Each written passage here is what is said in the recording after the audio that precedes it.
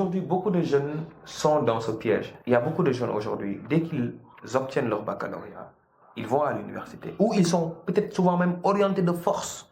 Si on t'oriente de force, ou si tu fais un cursus académique particulier, soit parce que tes parents le veulent, ou parce que le système l'a voulu, ou soit parce que c'est le destin, tu peux toujours aller apprendre autre chose. À côté. Et ce que tu as appris de force, tu le joins pour pouvoir faire de l'argent.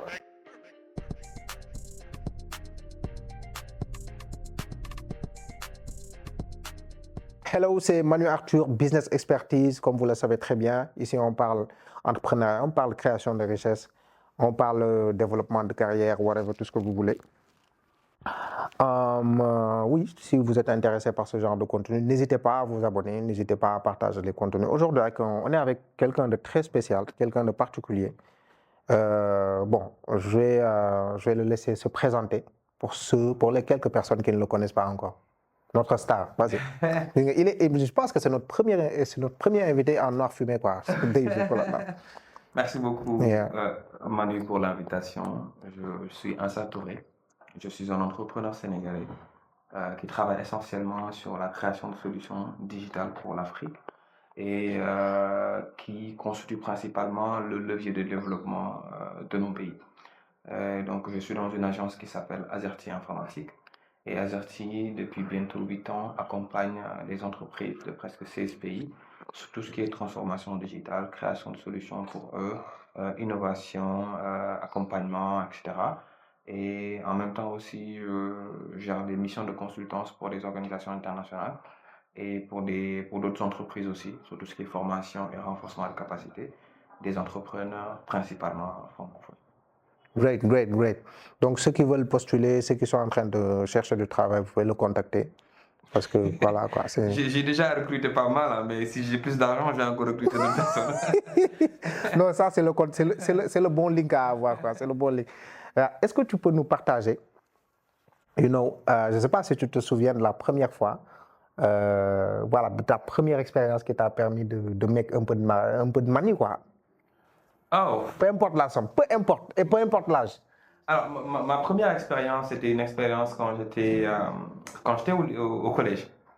J'étais au collège et je fréquentais un ami qui avait un cybercafé. Et donc, j'allais là-bas, j'installais des machines, etc. Mais c'était pas vraiment for making money for real. It was just for playing. Je m'amusais seulement avec ça. Mais un jour, j'avais remarqué qu'il y avait une opportunité qui s'était créée. Parce que j'allais au cybercafé. Et je voyais que les gens venaient et payaient 150 francs pour 30 minutes et avoir accès à Skype. Et Skype venait juste d'arriver. Bon, c'était vraiment quelque chose de révolutionnaire parce que pour la première fois, on peut parler en illimité à une personne et qu'on avait la possibilité maintenant de voir la personne. C'était révolutionnaire. Et toutes les choses qui sont révolutionnaires dans la société, surtout quand ça touche des éléments du digital, les gens, ils vont payer de l'argent pour ça. J'étais à Louga. À Louga, on sait que c'est une zone où il y a beaucoup d'immigrés. Il y a beaucoup d'immigrés qui sont en Italie, qui sont ailleurs. Et les femmes de ces immigrés-là ont du mal à voir leur mari. Et le mari, souvent, dans le gao, fait vite avant que ma carte ne finisse. Et donc, tout le monde avait des problèmes de communication. Pourtant, Skype réglait ce problème. Ok. Et il y avait l'Internet, c'était quand même très bas, la vitesse de connexion était quand même très lente. Et moi, je me suis dit, tiens, il y a les femmes de ces modes-là qui sont là, qui n'arrivent pas à parler à leur mari. Si je leur fais faire un abonnement de Sonatel, qu'ils aient un ordinateur avec une petite webcam, ils peuvent parler avec leur mari en illimité. Yeah. La nuit. J'ai testé avec une femme qui habitait juste en face du cybercafé et ça a très bien marché. La personne m'a payé 50 000, c'était beaucoup pour moi. Yeah. C'était vraiment beaucoup pour moi. Yeah. Et je me suis dit que voilà, ça c'est vraiment une bonne niche. Et j'ai enchaîné sur tout le gars. On avait installé environ à peu près une dizaine de personnes. Pour une dizaine de personnes, là maintenant. Et ça a évolué comme une traînée de poudre. Yeah. Écoute, toi, tu ne vois pas ton mari la nuit. Mais écoute, il faut que tu contactes un ça. J'ai pu faire quand même un peu d'argent avec ça. Et ça a été ma première expérience. Ensuite, maintenant, j'ai pris quelques-uns de mes amis. On partait dans les villages environnants. Je me rappelle, je montais en Jakarta. Et puisque dans les villages, je n'avais pas la possibilité de faire un abonnement de Orange parce qu'il n'y avait pas la ligne qui était là-bas. Yeah. Il y avait les dongles de Orange. J'avais les clés de connexion qui étaient noires avec l'antenne bon, les magoums et les anciens, ils vont se rappeler de ça. Et puis on installait ça dans les machines et on permettait à ce que les gens maintenant puissent communiquer de manière illimitée, puissent voir leurs proches et qu'ils utilisent en fait les avantages que le digital offre. Et donc ça a été vraiment une première expérience pour moi. Je me suis rendu compte que, ben, tiens, avec la connaissance que j'ai la capacité de faire de l'argent là-dessus. Et de fil en aiguille, maintenant, voilà, c'est devenu quelque chose de fonctionnel aujourd'hui. Non, non, là on se rend compte qu'à Louga, il n'y a pas que des insolites, quoi. Non, il y a beaucoup de choses. Moi, ça m'a beaucoup arrangé. Non, je veux dire, gars, en général, ils vous taquinent comme Google des trucs, ça, c'est à Louga, quoi.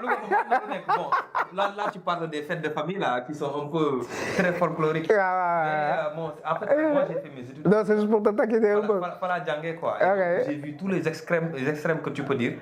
Dans le bon grave, ça a été vraiment une très bonne expérience pour moi, quand honnêtement parlant. Yeah, great. Et à l'école, comment est-ce que tu t'es débrouillé? À l'école, c'était quand même très intéressant. Mais comment est-ce que je me débrouille par rapport aux études ou par rapport au business en soi? Non, c'est-à-dire que je parle de niveau d'études, etc. Est-ce que tu étais bon? Non, niveau d'études, oui. Est-ce que tu étais bon nantement? Non, j'étais bon. Parce qu'il y a bon et bon nantement, J'étais à l'aise à l'école, c'est parce que moi je lisais beaucoup. Okay. Quand j'étais à l'école, beaucoup de mes amis, ils aimaient aller faire du football, ils aimaient aller faire du sport, etc. Moi, je préférais m'inscrire dans les clubs de lecture et passer mon temps à lire.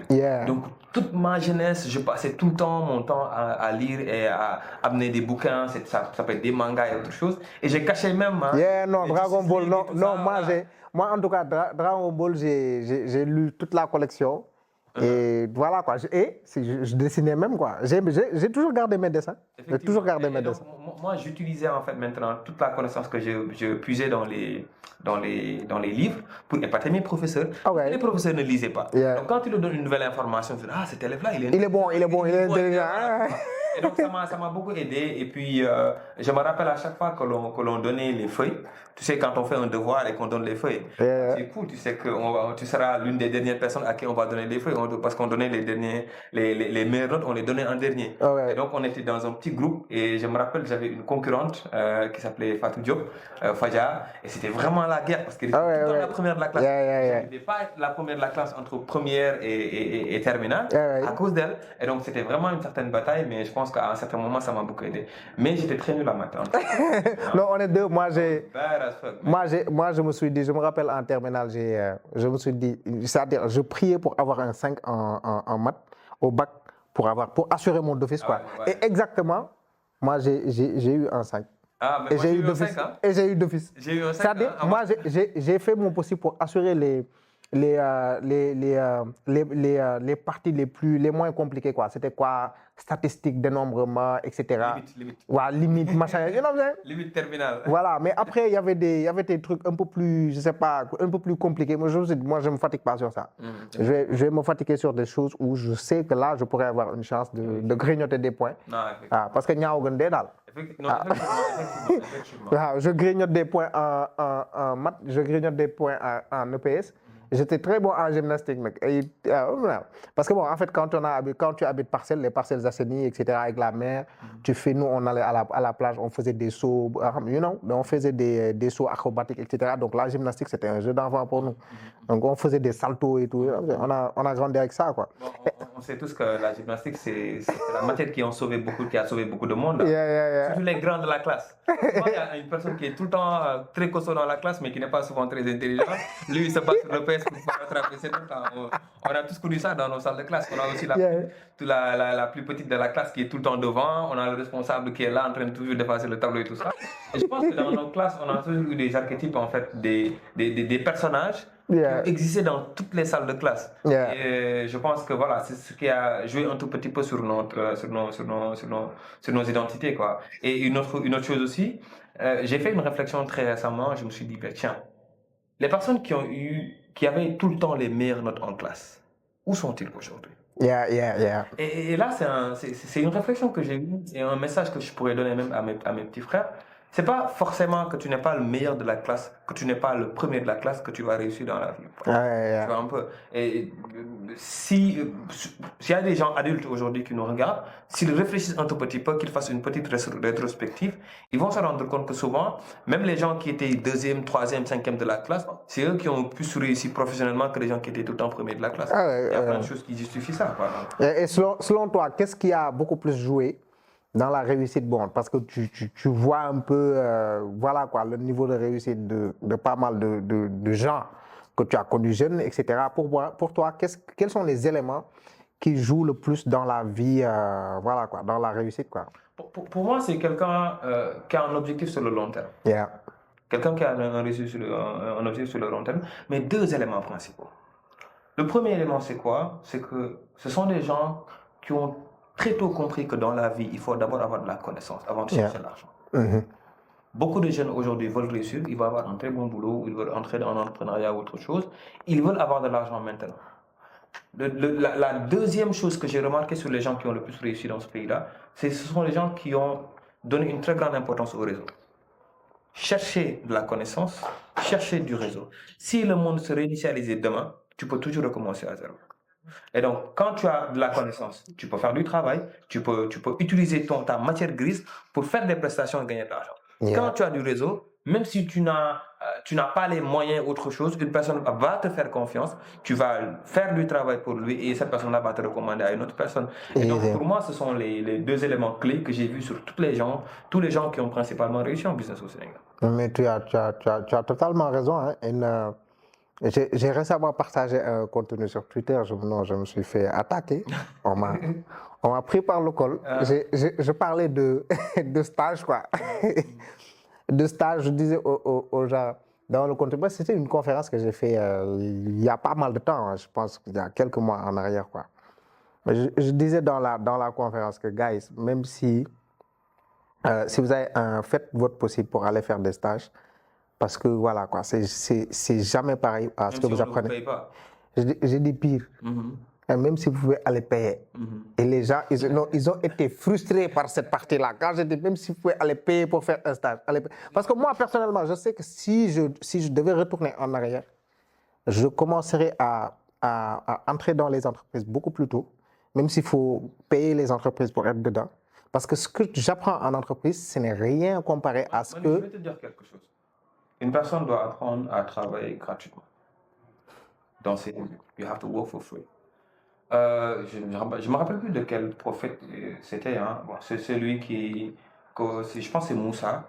Quand il retournait et qu'il a marié la fille d'un autre prophète, il a passé 7 ans à travailler pour lui gratuitement.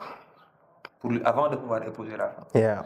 Quand on est jeune et qu'on a de la force et qu'on a de l'ambition, mais qu'on n'a pas de l'expertise, da ngay war a dem suufu borom xam-xam.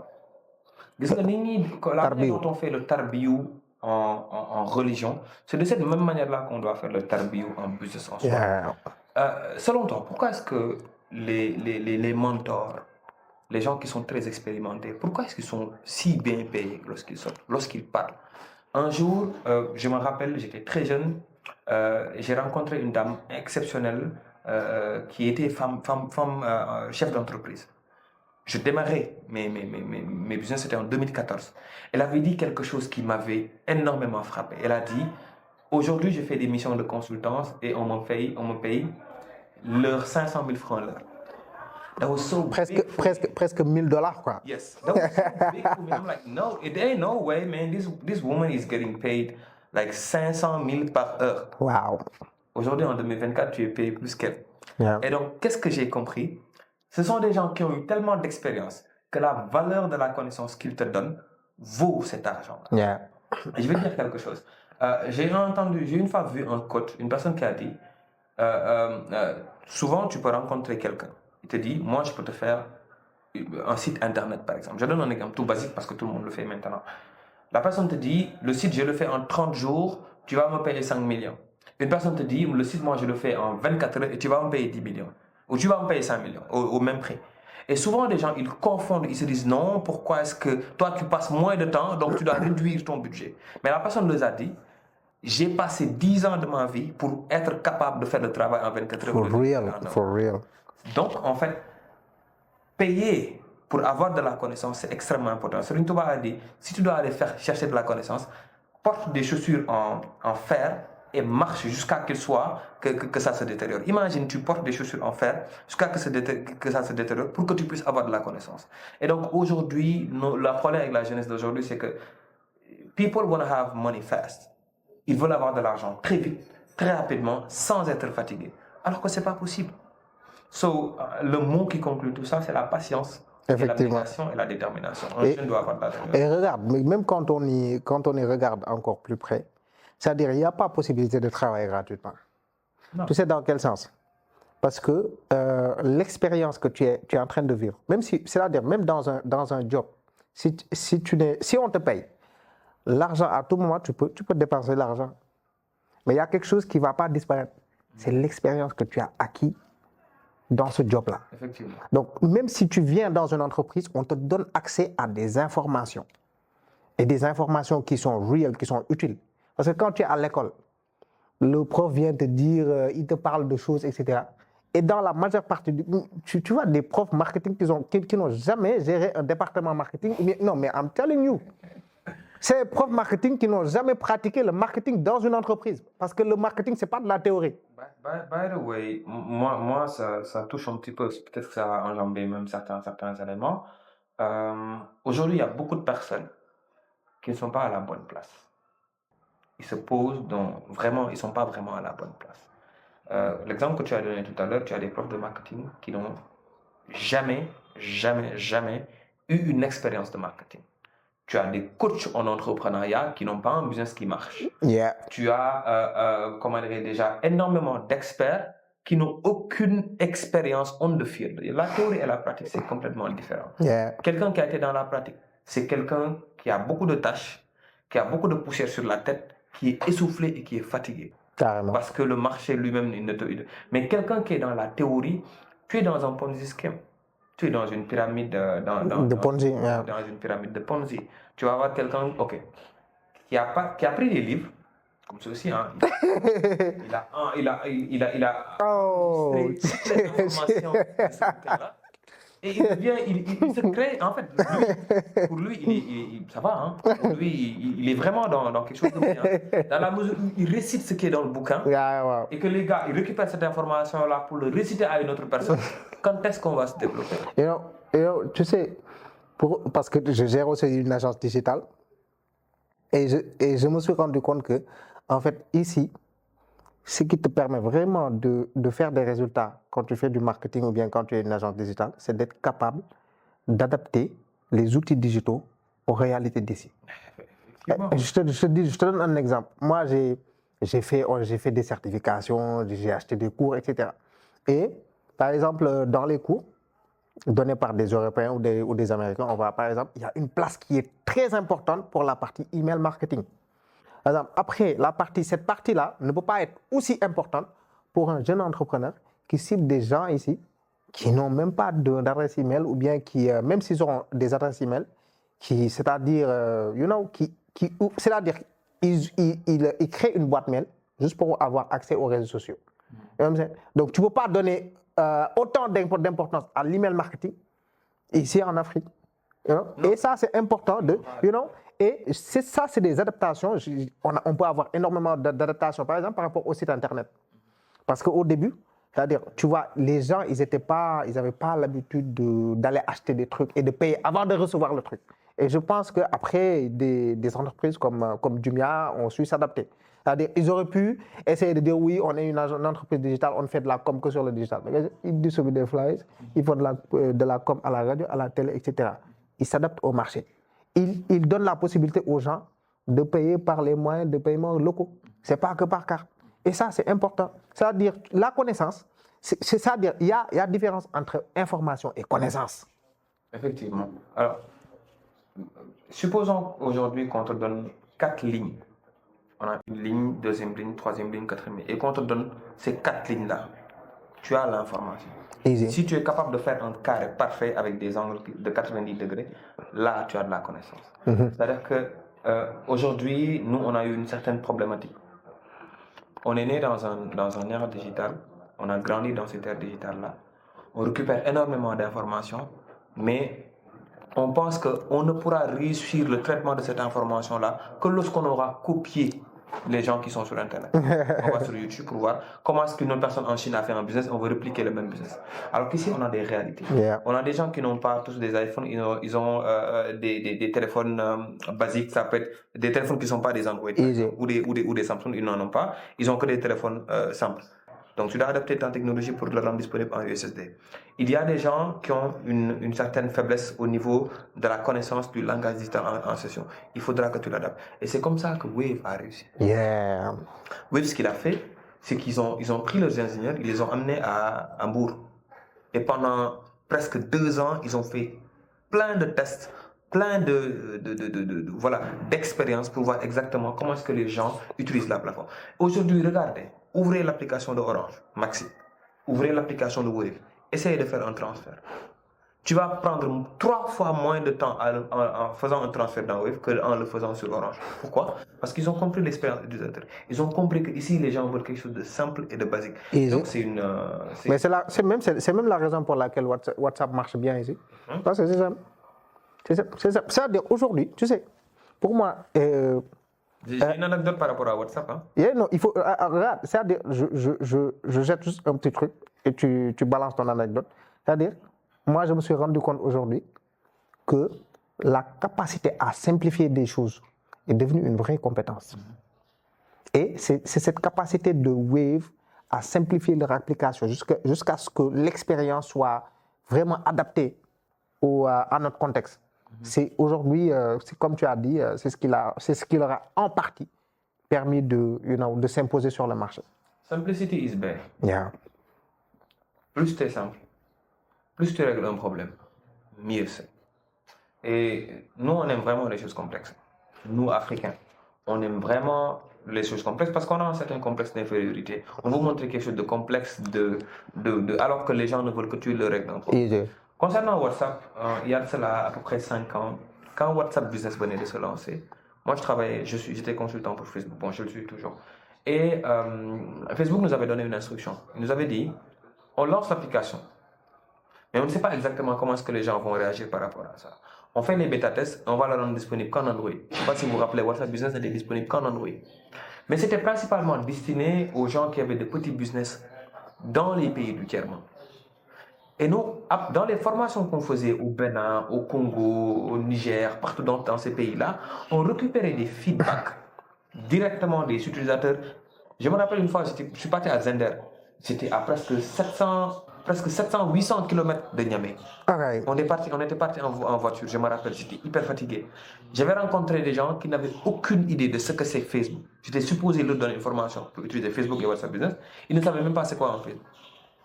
J'ai eu la même expérience au Bénin à Natitinko aussi. Ils ne savaient même pas ce que c'était Facebook. Quand je sortais de la ville, il y avait maintenant des groupes Facebook qui s'étaient créés. Les gens commençaient à faire du business là-dessus. Right. Et maintenant, pour l'expérience de WhatsApp, c'est qu'on récupérait ces feedbacks-là, on le redonnait à Facebook. Et Facebook maintenant a réadapté le produit pour qu'il soit adapté. Il y a des choses qui ont marché ailleurs qui n'ont pas vraiment marché ici. Par exemple, le Facebook, dans WhatsApp, il y a la possibilité en Inde de pouvoir intégrer les moyens de paiement et de pouvoir payer à l'intérieur. Je me rappelle, c'était en 2017 même que je voulais moi-même lancer ce projet-là ici au Sénégal pour permettre aux gens de pouvoir payer avant que le Libra même ne vienne. Aujourd'hui, en Inde, on a la possibilité de connecter son WhatsApp Business avec son compte bancaire, d'envoyer de l'argent. Imagine, en seul moment au Sénégal, qu'une personne soit capable d'envoyer de l'argent sur une application que tout le monde a. Tu ne te demandes pas est-ce qu'un Orange Money. Dès que tu as WhatsApp, je peux t'envoyer de l'argent. Et donc, ça a marché là-bas, mais ça n'a pas marché ici. Pourquoi ça n'a pas marché ici? Parce que nos réalités n'étaient pas adaptées à ça. Pourquoi? Parce que la réalité, c'était une réalité administrative. C'était la banque centrale qui avait bloqué Facebook. En résumé, c'est qu'aujourd'hui, quand on développe une solution, on doit tout faire pour étudier le marché et adapter ça par rapport aux utilisateurs. Est-ce que étant enfant, tu avais un métier de rêve? Oui. Oui, j'avais un métier de rêve. Tu voulais être Spider-Man? Non, mais quand j'étais enfant, surtout, ce rêve-là se concrétise avant qu'on fasse le bac. Parce qu'on sait qu'on va bientôt avoir le bac, on va entrer dans les études universitaires. Moi, je voulais être ambassadeur. C'est après que j'ai compris que c'était pas un métier. C'était un poste politique. Ambassadeur, on le donne à le ministre, etc. C'est presque la même chose pour moi, quoi. Moi, pas ambassadeur, diplomate, quoi. C'était quoi la raison? Alors moi, j'ai fait L2. J'ai fait L2. Et alhamdoulilah, j'étais quand même très bien en histoire et géographie, en français, j'étais très bien dans les langues. Kiff, kiff. Voilà, mais j'étais très nul en mathématiques, en PC, kiff. SVT, c'était vraiment ma matière préférée. Mais, kiff, kiff. Et donc, moi, j'expliquais, c'est-à-dire les autres élèves, ils venaient me voir pour que je leur explique les leçons de SVT. Tellement j'étais bon en SVT. SVT, c'était pas vraiment très compliqué, c'était pas des calculs, c'était... C'était des expériences. Et moi, j'aimais bien les trucs, parce que j'aimais regarder des documentaires, etc. Et donc, quand j'étais en classe de terminale, je voulais être ambassadeur, mais je ne savais pas qu'ambassadeur, c'était pas vraiment un poste, c'était pas un métier, c'est un poste diplomatique, c'est un poste politique en soi. Et donc, j'ai fait droit. Ma première année, j'ai fait droit, ensuite j'ai fait sciences politiques. Donc, toujours pour me préparer dans ma carrière. Et, attention, je fais tout Sciences Po, hein, je fais le doctorat actuellement. Et il y avait un très grand choc. Parce que personnellement... Ah, tu es en train de suivre un cursus en doctorat? Oui, bien sûr. Okay. Non, toi, tu es courageux. Donc, tu imagines, dans mon cursus académique, dans tout mon cursus académique, le digital n'a été que des certifications. Je l'ai fait en Afrique du Sud, Mines et Télécom en France ou ailleurs.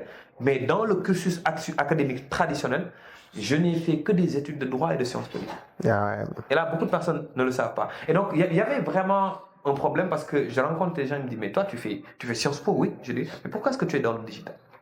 Pourquoi tu es un agent digital? Et donc, je cherchais à corréler la mission avec les parents, l'objectif principal et la passion en soi. Et c'est finalement dans les études doctorales que j'ai pu réunir ça pour faire maintenant intelligence artificielle et gouvernance économique. Donc c'est un peu ça, quoi. Ok. Il fallait trouver, parce qu'en fait ça c'est même un message pour tout le monde, c'est-à-dire que si tu as une passion et si tu as des études que tu fais, même si c'est des choses qui sont complètement différentes, tu aimes le marketing mais pourtant tu fais du génie civil, fais du marketing de génie civil. Great. Mais tu as les skills là et tu as la passion. Mais tu peux même être une agence de marketing, spécialisée pour je sais pas, les entreprises qui font du BTP. Parce que par exemple, tu vas dans des pays qui sont développés, tu vois un photographe qui est spécialisé immobilier. Moi, je fais que de la photographie de biens immobiliers pour valoriser les biens, ceux qui veulent vendre ou bien qui veulent louer. Et aujourd'hui, beaucoup de jeunes sont dans ce piège, sont dans ce trap. Il y a beaucoup de jeunes aujourd'hui, dès qu'ils obtiennent leur baccalauréat, ils vont à l'université, où ils sont peut-être souvent même orientés de force. J'en ai connu beaucoup d'amis qui ont été orientés de force dans les départements anglais, français, géographie, droit, etc. Il y en a beaucoup. Moi, j'avais choisi droit. Mais il y avait beaucoup qui ont été orientés de force. Si on t'oriente de force, ou si tu fais un cursus académique particulier, soit parce que tes parents le veulent, ou parce que le système l'a voulu, ou soit parce que c'est le destin, tu peux toujours aller apprendre autre chose. À côté. Et ce que tu as appris de force, tu le joins pour pouvoir faire de l'argent là-dessus. Easy. En fait, moi, je voulais faire diplomatie pour deux raisons. Tu as une bonne rémunération et tu voyages beaucoup. Ah oui, ça aussi c'est... Passeport, oui. Moi, dans ma tête, c'est quoi? Oui, tu as ton passeport diplomatique, donc tu vas là où tu veux, quoi. C'était ça. Et puis, bon, j'ai commencé à travailler mon anglais en terminale grâce à un bon prof. Après, je me suis rendu compte qu'en fait, ça, le bon prof, c'est important, quoi. Parce que ça te fait aimer la chose, etc.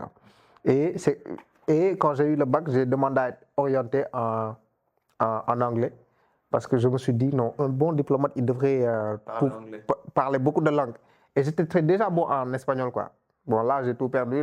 Affaire espagnol, Et puis, une fois à l'université, on m'a expliqué un peu comment est-ce que le concours se passe. On me dit, oui, c'est 50 000 personnes qui, je sais pas, des milliers de personnes qui postulent, on prend 30 personnes. Non. En plus, après, on t'explique les trucs de bras longs, Et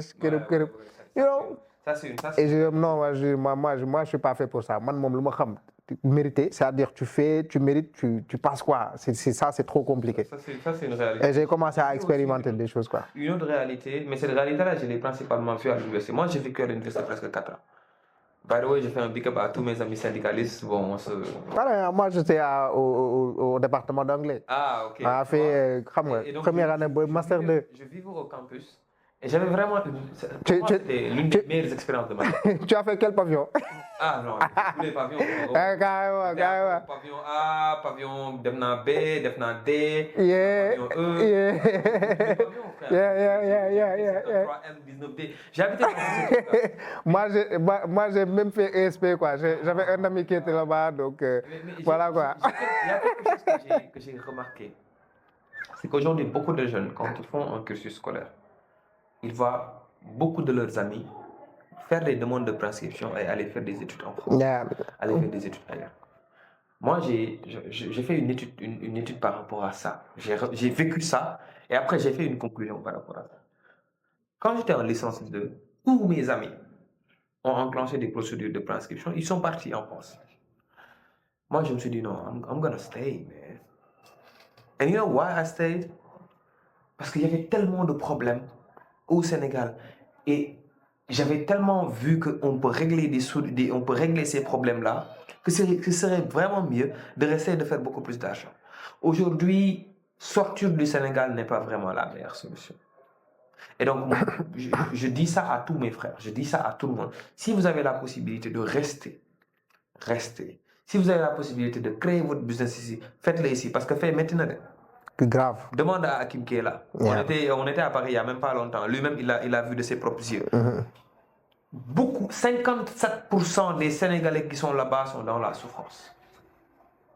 Ils vivent dans de petits espaces. C'est extrêmement difficile. C'est difficile de joindre les petits bouts. Ils sont obligés de faire 3 masters, 4 masters pour avoir encore des réinscriptions pour pouvoir continuer à rester là-bas.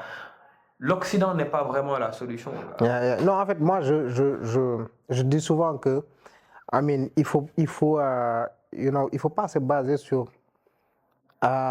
les quelques personnes qui reviennent et qui construisent des immeubles. Demandez-vous, à côté de ces quelques personnes, de ces 10 personnes au Kwanbi qui ont construit des immeubles parce qu'ils sont immigrés, combien de personnes sont restées là-bas?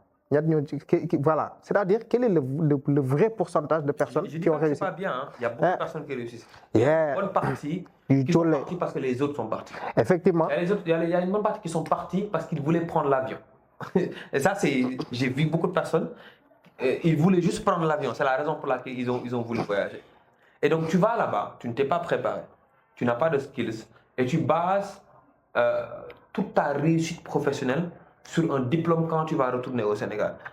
Et parce que les gens, ils ont une certaine perception. Ils pensent que quand tu rentres au Sénégal et que tu amènes un diplôme d'une école française, les gens vont te prendre. Ce n'est plus le cas maintenant. Non, c'est plus le cas. Ça, c'était avant. Tu as des certifications, tu sais ce que tu fais. Va apprendre à Malakhi. Carrément. Ici, on va te prendre. Mais carrément. Mais va apprendre à Harvard et tu n'as pas de la connaissance, on va... That is old fashioned, that is old school. Les gens qui pensent qu'il faut sortir des grandes écoles, surtout même les écoles de commerce. Je me rappelle, en 2015, on avait un projet qui s'appelle Azerty School. C'était le premier projet que j'avais créé qui était accompagné par la Banque mondiale. Et c'était un projet qui consistait à créer une solution. On avait créé une solution dans la gestion des établissements. Et j'étais avec un ami dans le concours Iwojen de Babacar Biran, je le salue pas. Je pense avoir déjà entendu parler de ce projet-là. Un entrepreneur incroyable. Yeah. Et on était parti à IAM. Yeah. Moi, j'étais à l'université. Lui, il était à l'université. On était les deux seuls issus d'écoles publiques. Tous les autres avaient appris l'entrepreneuriat. Nous, on ne l'avait jamais appris. Ils avaient appris le management, ils avaient appris plein de choses. On était 17. Long story short, c'était un concours qui était organisé par Jumia MTN. Il y avait 3 prix, les 2 prix. Nous, on avait pris le premier prix, Malik avait pris le deuxième prix, le troisième prix était pris par une autre personne qui était dans ces écoles de commerce-là. Qu'est-ce que ça veut dire? Être dans des écoles de commerce-là ne veut pas dire forcément... C'est pas vraiment un gage de réussite. Aujourd'hui, quelle que soit l'école dans laquelle tu es, petite ou grande, tu as toujours les outils pour pouvoir réussir dans la vie. Mais regarde, c'est bizarre. Moi, j'ai des amis, je me rappelle, ils ne s'en sortaient pas bien en classe. Et aujourd'hui, dans la vie, ils s'en sortent mieux que... Voilà, ils s'en sortent très bien. Et puis, c'est pas... Même généralement, quoi, l'école, pour moi, ce n'est pas forcément une garantie de réussite. You know, voilà, à l'école, on te donne des informations et si tu sais bien les utiliser. Parce qu'aujourd'hui, je pense que si je me base simplement sur les informations reçues à l'école, non, mais je serais dans autre chose, quoi. Manu, tu m'amènes sur un sujet sur lequel je ne me suis jamais exprimé, mais qui fait partie vraiment de mes réflexions. Great. Je dis ça en 2024. Dans quelques années, on va voir beaucoup de personnes qui vont créer eux-mêmes leurs propres écoles. Et moi, ce que je fais, les grands milliardaires aujourd'hui de ce monde, ils font du homeschooling. Pour moi, l'éducation doit être taylorisée. J'ai vu une interview du fondateur de Claude AI. C'est un, je sais pas, c'est un Indien ou je sais pas, tu vois. Il parlait principalement de comment est-ce qu'on peut tayloriser, comment est-ce qu'on peut personnaliser l'éducation des enfants avec de l'intelligence artificielle ou avec autre chose. Loin, au lieu d'aller même dans tous ces éléments-là, pour nous, c'est quelque chose qui est très loin, qui ne vient pas maintenant. Pour moi, je pense que si tu as un enfant, l'apprentissage doit se faire principalement au niveau de la maison. Et que même les matières, la science, les physiques, chimie ou toutes ces choses-là, la personne peut l'apprendre à la maison d'abord. Et que moi, je suis adepte d'une école personnalisée, d'une école particulière, où les gens ils suivent un programme très particulier et dès qu'ils finissent, ils vont faire le baccalauréat comme les autres. Ils vont faire le concours dans les baccalauréats comme les autres qui sont partis dans les autres écoles. Et on va voir le résultat. Mais ce ne sera pas pareil. Parce que moi aujourd'hui, je suis en train de voir, je n'ai toujours pas trouvé la bonne école pour mes enfants. C'est-à-dire, je suis en train d'essayer de créer une éducation, là, etc. Donc, ils vont à une école où je sais que dans cette école-là, ils vont apprendre ceci, mais à la maison, ils vont compléter. Avec d'autres personnes ou bien avec d'autres programmes, ils vont compléter les trucs que je veux qu'ils apprennent. Parce que moi, c'est une expérience que j'ai partagée sur mes réseaux.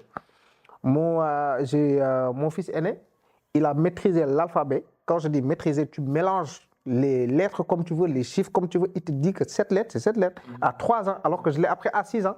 Mais pourquoi est-ce qu'on devrait attendre 6 ans pour apprendre simplement les lettres, pour parqueriser des trucs? Alors que l'enfant à 3 ans, il a un cerveau beaucoup plus réceptif que le cerveau d'un adulte. J'ai fait une discussion avec Mandia et Albert. Albert qui a écrit un livre que j'adore beaucoup aussi, Prospérité symbiotique sur l'intelligence artificielle. Sur l'IA, oui. Et ça fait 3 ans. Quoi. Je l'ai vu je le suis sur Twitter. On était à la maison et puis on discutait sur pourquoi est-ce qu'on ne va pas prendre une zone au niveau de la Grande Côte, après Kayar, dans la Grande Côte, on crée un petit village. Ce village-là, ce sont des gens comme nous qui allons vivre dans Why not?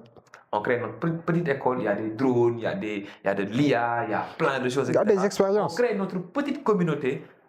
Dans cette communauté-là, nous, on n'est pas des génies, mais on fera de telle sorte que nos enfants soient des génies. Easy. Et je pense qu'un jour ou l'autre, on va le faire. Un jour ou l'autre, des gens qui ont compris cela, ils vont se regrouper dans une zone, ils vont faire de telle sorte que leurs enfants soient dans une école qui a été peut-être validée ou homologuée par l'État ou whatever, et ils vont avoir un programme éducatif préparé. Mais tu sais, après tout, ce dont tu es en train de parler là, ça demande des moyens.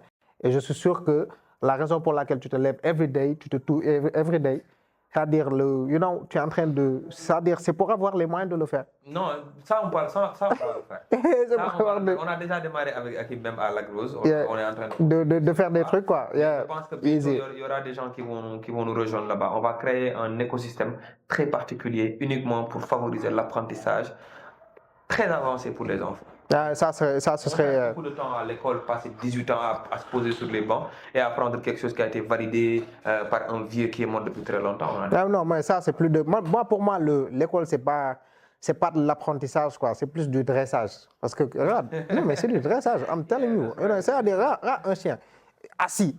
Il maîtrise ce que il faut capter ce que je te dis. Tu le fais exactement comme je. Assis, vas-y, non, joue. C'est ce qu'on fait à l'école. C'est-à-dire on est assis de la même manière, on apprend de la même manière, on ne prend même pas en compte les formes d'intelligence, etc. Et les gens, ils ne sont pas pareils. Les gens, ils ne sont pas pareils. Effectivement. Et je me rappelle, on a eu une petite expérience, toi et moi, il y a quelques mois, il y a moins de 2 mois. On a fait Lalan. Jaganyao. Yes, you know. Sanjara. On a fait ces zones-là. C'est trop bien. Mais on en a profité quand même pour former ces jeunes-là en insertion professionnelle et en entrepreneuriat, alors qu'ils n'ont pas encore le baccalauréat. Moi, je suis un advocate ici de l'intégration, de l'entrepreneuriat, de la pensée critique, de tout ce qui est expérience dans le système éducatif à bas âge avant que les boys ne soient mis dans l'enseignement supérieur. Et donc, bon, on espère que ça va bientôt changer, mais là, actuellement, on espère que juste ce message-là sera entendu par les autorités. Il faut qu'il fasse quelque chose. Aujourd'hui, si tu devais changer quelques éléments à l'école, ou bien si tu devais intégrer des choses à l'école, ce serait quoi? Juste quelques, quoi. 1, 2, 3 éléments. Oui, beaucoup, frérot. Il y en a beaucoup. La première chose, c'est qu'on fasse moins de théorie et qu'on fasse plus de pratique. Yeah. Aujourd'hui, on fait du développement avec de la réalité virtuelle et de la réalité augmentée. Et on permet aux gens de faire des expériences, de visiter des endroits, de faire des expériences scientifiques et directement de créer des patterns dans leur tête, de créer des tracés sur lesquels ils maîtrisent des choses avant de le voir dans la vie réelle. Donc, intégrer beaucoup plus de pratique dans le système éducatif. Donner beaucoup plus de moyens aux professeurs compétents pour qu'ils fassent des activités en dehors de la salle de classe. En dehors de la salle de classe. Et un autre élément aussi qui est très important pour moi, il faut qu'on arrête de mettre des enfants, des personnes médiocres devant les enfants. Et ça, c'est un problème. Tu vois quelqu'un, honnêtement parlant, boy, toi, tu es passé à l'université, tu vois les gens, ils sont moyens. Ils n'ont pas vraiment fait les efforts pour bien apprendre à l'école ou à l'université. Tu sais qu'ils sont vraiment moyens, quoi, tu vois. Ils auraient pu être meilleurs, mais ils ont choisi d'être dans la médiocrité et d'être moyens. D'accord? Je ne dis pas tout le monde, il y a des gens qui sont excellents, j'ai des amis qui sont excellents. Mais cette personne-là va faire 2 années à l'école normale et va pouvoir maintenant enseigner. Tu n'as aucune expérience, on t'a donné que de la pratique, que de la théorie. On avait dit, il y a de cela quelques années, tu avais le BFET, tu n'avais pas le bac, tu fais une formation particulière et tu vas aller être instituteur. Alors que la personne, that's a big problem. Il faut qu'on arrête des gens, il faut qu'on arrête de mettre des gens médiocres. Il faut qu'on arrête de mettre des gens qui n'ont pas vraiment de la compétence devant les enfants. Quand on fait ça, on sacrifie ses enfants. Parce que la personne, l'enfant, il fonctionne en copiant. Il fait du mirroring. Il ne va copier que ce que tu lui montres. Imagine, toi, tu as eu un professeur qui t'a beaucoup inspiré. Tout à fait. Cette personne-là a été une personne que tu as vraiment admirée. Tu t'es dit, je veux être comme cette personne. Carrément. Parce que non, c'est-à-dire, même avec la manière d'enseigner, la pédagogie, non, tu as trop envie d'assister à son cours. Même à l'université, tu vois, il y a certains profs, c'est beaucoup plus plein, il y a d'autres, c'est des cours qui sont bondés, et il y a d'autres profs, bon, après, il n'y a que quoi, tu viens assister à leurs cours, parce que, non, mais, que, c'est-à-dire que chacun a son style pour les examens, etc., comme c'est son cours, il va évaluer, etc., tu viens assister à son cours pour ne pas être surpris par les épreuves qu'il va donner, mais, c'est ça, quoi. Ça, c'est un problème, mais bon, bref. En tout cas, là, il y a vraiment des choses à faire et on espère que ça va changer, quoi. Et regarde, papa, qu'est-ce que tu penses du marché du travail? Parce qu'il y a énormément de gens qui se disent ici, il n'y a pas de boulot, il n'y a pas, voilà quoi, il n'y a pas de boulot, quoi. Toi, qu'est-ce que tu penses du marché du travail, globalement? Est-ce que pour toi, aujourd'hui, c'est-à-dire, même si tu retournais étant étudiant, pour toi, même, peu importe comment c'est difficile, tu parviendrais à trouver du boulot. Voilà. J'ai écrit un article il y a quelques années, c'était sur Khalima, où j'expliquais qu'une chose, c'est qu'au Sénégal, on a une conception qui a été héritée du colonialisme. Je m'explique. Lorsqu'on a été colonisé, pour qu'on puisse dire que cette personne-là, administrativement, a réussi, il faut que tu passes dans les grandes écoles William Ponty ou dans les autres trucs, où tu travailles avec le blanc. Ensuite, après, quand on a dépassé la colonisation, il y avait sur la phase d'Abdou Diouf et après la colonisation, tout ce qui s'est passé, c'est que l'administration c'est de l'entrepreneuriat, n'était pas fashion, tu vois. L'administration, that was the place to be. Everyone wanted to have a job and like work in administration. Travailler dans la fonction publique. Si vous vous rappelez, nos parents, ils ne voulaient que faire que ça, travailler dans la fonction publique. Et on a mis dans l'intellect sénégalais que pour qu'on puisse dire que tu as réussi dans la vie, il faut que tu puisses avoir ces 3 éléments. Une maison, une voiture et un bureau. Ce sont les 3 éléments de réussite de la société sénégalaise. Un bureau climatisé? Un bureau à la base, un bureau. C'est quoi un bureau? Un bureau, c'est une table et une chaise. Tout le monde peut avoir un bureau chez lui. Et donc, en fait, on a calqué les gens pour qu'ils puissent s'engouffrer dans une petite porte. C'est-à-dire qu'on forme énormément de personnes, on dit allez chercher du travail alors qu'il y a très peu d'offres de travail. Et donc le marché du travail, les gens qui se posent la question, ouais, on peut pas faire on peut pas trouver du boulot, etc. Nigga, no, that's not true. And I'm telling it, you know what? Chaque personne a la capacité d'augmenter ses skills, d'apprendre quelque chose de nouveau et de pouvoir monétiser cette connaissance-là. Aujourd'hui, avec un pass internet, tu as la possibilité d'accéder à Facebook, à YouTube plutôt. Tu as la possibilité de squatter même le Wi-Fi d'un centre culturel ou je ne sais pas, whatever. Tu as la possibilité d'avoir l'information. Quand tu as l'information, tu as la possibilité de faire de l'argent avec cette information-là. Tu ne peux pas te dire que moi, le caractère ou la condition de ma réussite, c'est forcément aller trouver du boulot. Tu peux trouver du boulot, ouais, c'est une bonne chose, mais ce n'est pas vraiment quelque chose sur lequel tu te dis que si je ne le trouve pas, je ne l'ai pas. J'ai eu des amis qui étaient des associations des chômeurs du Sénégal ou je ne sais pas, des diplômés sans emploi. For me, that's bullshit. Tu sais pourquoi? Parce qu'il y a tellement de problèmes que chaque personne est capable de créer une solution par rapport à ça. J'ai vu cette association-là, ça m'a fait rigoler, quoi. Non, association des chômeurs, machin, etc. Mais vous perdez du temps à vous associer, à aller faire des plateaux, etc. Vous utilisez ce même temps pour aller... Non, mais il faut arrêter. Il y a quelque chose que Oussama Hamar avait dit. Il avait dit, on lui avait posé la question, est-ce que tout le monde peut être entrepreneur? Ou est-ce que tout le monde veut être entrepreneur? Il a dit que tout le monde n'est pas supposé être entrepreneur. Et je suis d'accord avec ça. C'est-à-dire que les gens peuvent être intrapreneurs. C'est-à-dire que trouve des personnes qui ont le même objectif que toi et travaillent ensemble pour trouver des solutions par rapport à quelque chose. Easy. That's easy, that's so simple. En fait, ne te dis pas que puisque je n'ai pas eu de travail, donc je vais croiser les bras et dire non, dëkk bi amul liggéey, non, dëkk bi amul liggéey. Mais crée ton propre job. Yeah. Autre chose aussi, si vous faites que dëkk bi amul liggéey, même tu peux être même commercial. Tu dis, je suis un solopreneur. Tu n'es pas obligé de créer une entreprise. Et j'ai dit, hein, vous n'êtes pas obligé de tous être des entrepreneurs. You don't have to. Vous n'êtes pas entrepreneur, fonctionner. Mais tu peux être un solopreneur. Tu peux te dire, écoute, moi je suis bon en création de site internet. Je ne crée pas de liggéey, mais je vais aller voir les emplois et leur dire que moi je veux créer des sites. Je peux créer des sites pour vous. Moi je peux être votre commercial. Je peux être ceci, je peux être cela. Aujourd'hui, les gens restent chez eux et font ça. Et la solution que nous on a trouvée par rapport à ça, c'est qu'on a créé Freelance. Freelance aujourd'hui, on a 3500 et quelques jeunes qui sont dans la plateforme, qui font du travail dans la plateforme, ils gagnent leur vie dans la plateforme. Gars, tu fais entre 200 et 250 000 par mois dans la plateforme sur de petites prestations. Création de visuels, voix off, montage vidéo, etc. Aujourd'hui, on a permis à des jeunes Sénégalais de pouvoir travailler sur le marché international. Puisque le Sénégal a mon ligue, bon demain France, ni ni la fait 3 fois ou 4 fois plus cher qu'ici au Sénégal en ligne, bah tu entres dans la plateforme, tu vas trouver, on a mis des partenariats avec des entreprises françaises qui permettent aux boys de pouvoir le faire. Aujourd'hui, quand tu vas en France, tu vas rencontrer les jeunes étudiants qui sont là-bas. Ils vont aller faire de la plonge, ils vont aller ramasser des tennis à Laurent Garros, etc. C'est des types de boulot qu'ils sont en train de chercher. Aujourd'hui, avec la plateforme, ils ont la possibilité maintenant de rester chez eux, de pouvoir travailler avec des entreprises là-bas directement dans la plateforme. Parce que là-bas, on a limité le nombre d'heures de travail. Tu ne peux pas dépasser un certain nombre d'heures de travail durant la semaine. Et donc, qu'est-ce que ça veut dire dans la généralité? C'est qu'aujourd'hui, si le système ne te permet pas de trouver du boulot, cherche une solution et crée une solution, adapte-toi par rapport à ça et tu peux toi-même créer ton propre boulot par rapport à ça. Donc, bul tok di xaar rek nit ñi jox la liggéey, crée ton propre job. Mais tu as tout à fait raison, hein, parce que le truc c'est quoi? Il y a des problèmes qui sont là. C'est-à-dire quand tu me dis que je n'arrive pas à trouver du boulot, c'est comme si tu me disais oui, il n'y a plus de problème à régler. Je te donne une anecdote ce matin. Je sortais de la banque, j'avais besoin d'avoir des écouteurs. Il y avait un boy, il a à peu près 12 ans. Il s'appelle Cherna Sissé. Il m'a appelé tout à l'heure.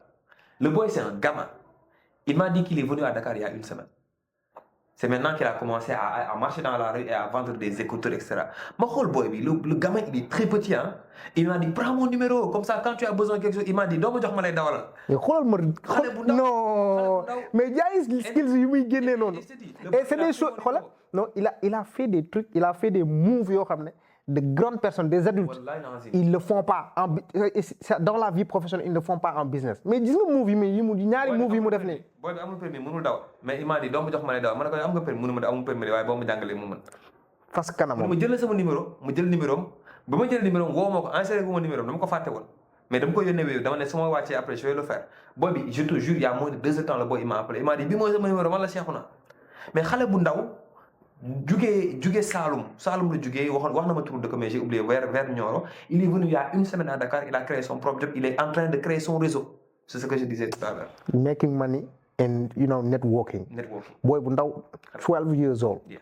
Mais xoolal et puis des adultes c'est-à-dire ils s'attendent à ce qu'on les prenne par la main, qu'on leur dise viens t'asseoir sur cette chaise-là, fais-moi exactement ceci pour que je te paye ça à la fin du mois. Tu es entrepreneur, est-ce que surtout dans le digital, bon pas simplement dans le digital, est-ce que c'est toujours pas facile pour toi de trouver des profils? Oh. Et regarde, et fais la corrélation entre toi, la difficulté que tu as à trouver des profils et le nombre de personnes qui se réclament. Oui, je suis community manager ou bien social media manager, etc. Qui sont sur le marché. Ouais. gars yi dañuy fontoo ñu quoi. nangu ñoo am xam-xam. Boy dañ bëgg am xaalis te nangu ñoo sonn. C'est ça le problème. Tu recrutes une personne. Non, foog nga wax. Personne te met ton CV. Barki yàlla boo waxul demee wax. Nga bëgg jàppale boy bi. Tu le payes bien, tu le mets dans un endroit bien, il a un bon réseau, il a tout ce dont il a besoin. Mais les boys n'ont pas de compétences. Loolu mooy dëgg. Ils n'ont pas de compétences. Loolu la ñu bañ a dégg. Tu es chef d'entreprise, finalement, c'est toi qui fais le boulot. I'm telling you. À la fin du mois. I'm telling you. Ça n'a pas de sens. C'est la réalité. Bon profil, c'est très rare d'en trouver. Et la raison pour laquelle c'est très difficile de trouver de bons profils, c'est pas une question de ouais, non, il faut les payer cher, les bons profils. That's not the deal. C'est pas ça. Le truc est que boy, affaire de Nantes, les bëgg jaay. Dafa la CV bu gandé, etc. Je te demande ton portfolio. Moi, je me casse pas la tête. Je te dis, je me rappelle en 2017. On avait fait peut-être 3 ans d'existence. En 2017, j'avais recruté un boy, il s'appelait Josie Hila. Il était un Togolais ou un Béninois, je me rappelle. Je pense qu'il était un Togolais. Il est actuellement en France. Le boy, il venait d'ISM. Il est venu, il m'a amené son CV, etc. Mais tu sais ce que la batterie de test que je lui ai fait passer. Moi, même pour d'autres profils techniques qui sont passés dans mon entreprise. Tu viens, blablabla, tu me dis ce que tu fais, etc. Je dis, ok, c'est bien. Je te donne 24 heures. Je te demande de me créer. Tu m'as dit que tu as fait une application en mémoire dans ton truc. Tu as fait un site web dans ton truc. Ok, il n'y a pas de problème. Je te donne une problématique et je te donne 24 heures pour aller me développer ça. Et le lendemain, on s'est vu à 15 heures. Le lendemain, le boy, il est venu à 14 heures en sueur. Il est venu, il m'a délivré toute l'application. Ce n'était pas terminé, mais au moins j'ai vu que cette personne-là avait des skills pour pouvoir résoudre des problèmes. Yeah. Recruter un bon profil. Le bon profil peut ne pas avoir la meilleure éducation. Le bon profil peut ne pas être la personne qui a la meilleure expérience. Mais quand la personne a vraiment les bases, a vraiment la hargne et qu'il est capable de résoudre lui-même ses problèmes. Sans que tu interviennes. Un bon profil est quelqu'un qui est capable. Mohamed, comme de bout en bout. Yeah. Ça, c'est notre expression du moment. Yeah. Un bon profil, c'est quelqu'un qui n'attend pas que le boss vienne pour lui dire « Gars, man, je suis bloqué là ». Non, un bon profil, c'est... Ou bien, qu'est-ce que je dois faire? Non, mais un bon profil, c'est quelqu'un qui maîtrise YouTube. C'est ça le bon profil. Yeah. Tu as un problème, va sur YouTube, va chercher le tuto, fais de l'itération, règle le problème avant de pouvoir continuer à évoluer. Yeah. Mais tu es là, tu as fait tes études, tu me fais ton CV, ensuite les gens ils t'amènent un CV où te disent 2015-2016, licence 1 en 2016-2017, licence 2. I don't need to know that. I just need to know what are you able to do. C'est ça. And you're able to do it, show me. That's it. On ne te paiera jamais pour ce que tu sais. On te paiera simplement pour ce que tu sais faire. C'est-à-dire, ce que tu as dans ta tête et que tu nous dis que tu as ça dans ta tête, ça ne nous intéresse pas. Mais qu'est-ce que tu peux délivrer? Et non, mais c'est-à-dire, pourquoi est-ce que, après, les gens, beaucoup ne comprennent pas, surtout quand ils me disent que sur le marché, oui, il n'y a pas de travail. C'est pas ça le vrai problème. Le vrai problème, c'est que, boy, ils sont moyens. C'est-à-dire, ils vont à l'école simplement pour décrocher le diplôme. Ils vont à l'école simplement pour passer les classes. Mais quand tu le fais, c'est-à-dire après, on sait que les écoles maintenant, il n'y a pas de reprise de classe. Fille qui arrive, tu passes. Ah, c'est clair. Fille qui arrive, tu passes. Et le résultat, moi, en tant que gérant d'une agence, mais je ne peux pas te dire combien de masters j'ai reçus qui me disent, oui, master dans telle grande école, je ne peux pas citer de nom. En marketing digital, tu viens, tu ne sais même pas me créer une page Facebook. et des gens qui n'ont pas le bac ñu toog agence di ma non mais Il y a une c'est-à-dire qui te outperform mais il faut que non dama nga tëddi quoi. Il y a une différence entre payer plusieurs millions par année pour avoir un diplôme et payer 6 000 francs sur Coursera pour avoir une certification. Aujourd'hui, tu peux avoir très peu d'argent, tu vas aller apprendre, tu peux être le meilleur profil que quelqu'un qui est parti à Harvard qui a payé des centaines de millions. Sure. You don't need to base yourself on the educational system to have a success in life. Boy, regarde nous. Ñun li ñuy liggéey dañ koo jàng. mukk si àdduna fa ñu ko jàng. wallaay non xoolal non pratiquer bi sax ça veut dire que man quand j'ai commencé à travailler sur affaire de réseaux sociaux machin nii on a commencé à le faire gratuitement pour des gens et je me rappelle le premier client qui nous a payé ba léegi nii ñoo ngi on collabore sur des projets. J'avais un associé je lui explique le concept de communication digitale etc. Il nous paye 20 000 francs le mois. J'ai un associé maag waa ji ku nekk maag copain bi ku nekk jël 10 taw c'est-à-dire voilà nos bonnes on les respecte beaucoup c'est-à-dire que une bonne est mieux payée que nous qui faisons du marketing digital machin mais dañu xoolal dañ ko toog xaar ko fa ñaxtuwuñu jooyuñu parce que quoi qu'on dise tu sais pourquoi est-ce que j'ai pas perdu j'ai beaucoup gagné de ces expériences-là parce que c'est avec ces clients-là qu'on fait des conneries di juum yoo xamante ne aujourd'hui tu peux pas le faire avec des clients yoo xam ne c'est des contrats à coût de millions boo ko defee nga ñu ça se résume juste aux deux choses que je t'avais dit. L'expérience que tu as eue t'a permis d'avoir de la connaissance parce que tu sais maintenant faire du community management et de la gestion de l'image d'une marque. Ça t'a permis d'avoir du réseau parce que cette personne-là elle a été satisfaite et t'a mis en relation d'autres personnes qui t'ont payé plus cher. kenn xamul ñaata nit. Et même si la personne ne te met pas en relation c'est-à-dire tu peux utiliser ça comme référence. Parce qu'une autre personne qui vient te voir pour te dire non, instant, moi j'ai besoin de ça. Regarde, j'ai fait ça pour telle personne. Regarde le résultat. Mais lolo, c'est-à-dire cette valeur-là, ça a plus de valeur que oui, parce que quoi. Tu vois? Pendant très longtemps, j'avais choisi de ne pas beaucoup communiquer pour une raison bien particulière. Parce que j'ai toujours eu le syndrome de l'imposteur. Et je ne suis pas le seul. Et moi, le syndrome de l'imposteur, comme je te disais, Steph, ça a été quelque chose qui m'a énormément aidé dans ma vie. Énormément aidé. Parce que ça m'a poussé à n'être jamais satisfait, quel que soit le résultat que je peux atteindre. Jamais. Dama am waxtaan bi ma amoon sama yaay et je lui ai dit dama ne ko nit ki sooy def dara tu ne l'as pas encore fait, tu es toujours dans la planification. Jarul nga koy wax nit ñi parce que tu ne l'as pas encore réalisé. Quand tu le fais, au moment où tu es en train de le faire, c'est pas la peine de communiquer parce que tu ne l'as pas encore fait. Tu n'as pas encore terminé. Tu es dans le process pour le faire. Quand tu l'as terminé, tu n'as pas besoin d'en parler parce qu'il y a quelqu'un qui a fait plus grand que toi. Il y a quelqu'un qui a fait mieux que toi. Et tu devrais même avoir honte de le dire publiquement parce qu'il y a quelqu'un qui t'a dépassé. Et donc, j'ai suivi cette philosophie-là pendant très longtemps. C'est vrai qu'à un moment donné, il faut communiquer parce que c'est quelque chose qui est très important, etc. Mais moi, je suis contre la surcommunication. Moi, je suis principalement, je suis d'accord sur la communication stratégique où tu donnes des informations parce que ça est beaucoup, ça est ils ont envie de savoir ce que tu fais, ils ont envie de savoir ce que tu écris, etc. Mais il y a des gens, aujourd'hui, ils passent leur life, toute leur vie à regarder ce que j'ai mangé, à regarder aujourd'hui, je suis dans tel pays, regardez. Non, you don't need to do it. You don't need to say it. Even when you are in the process of building a product, you don't need to communicate too much. Do your proof of concept, make money first, be stable. Right now, you can communicate. So, pour moi, c'est la conception que j'ai. Mais tu as tout à fait raison. Moi, je me suis rendu compte que quand j'ai un grand projet, pour moi avancer, c'est tout un problème. C'est mon problème, c'est le problème avec le book que je suis en train d'écrire là. Pour moi, après, je me suis rendu compte que quoi. Même c'est-à-dire, moi, j'ai des choses yo xamantene. Même sama jabar du ko yegugum bu eggul ben niveau bi. En matière de communication. Parce que ma mel noonu quoi. Su fekkee ne communication bi da nga ko saccadé, les gens ils vont recevoir des bribes d'informations, ils vont pas avoir le hit d'adrénaline. Su fekkee da nga ko réaliser ba nga xamantene tey togg nga ko ba pare da nga ñëw bett nit ñi rek ne leen bam. Là tu as l'adrénaline.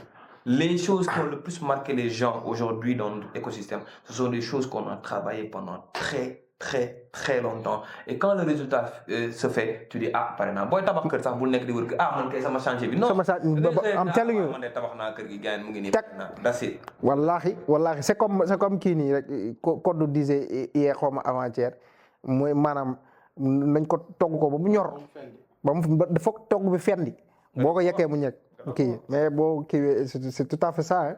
Et moi après en termes de communication j'ai compris quelque chose quoi et j'ai l'habitude de le dire même quand je forme les gens c'est loolu si xoolal après même quand tu regardes dans le domaine business loolu moo fi am best known wins ñi ma wër yëpp xam nañ ne ça loolu laay wër di wax parce que moi avant j'avais une conception mooy non c'est-à-dire que yaa fi gën a xarañ donc yaa fi gën a fayeeku àdduna bi doxeetul noonu c'est-à-dire peu importe regarde tu peux prendre les entreprises que tu veux l'entreprise qui est première dans son domaine c'est forcément l'entreprise la plus connue même su fekkee après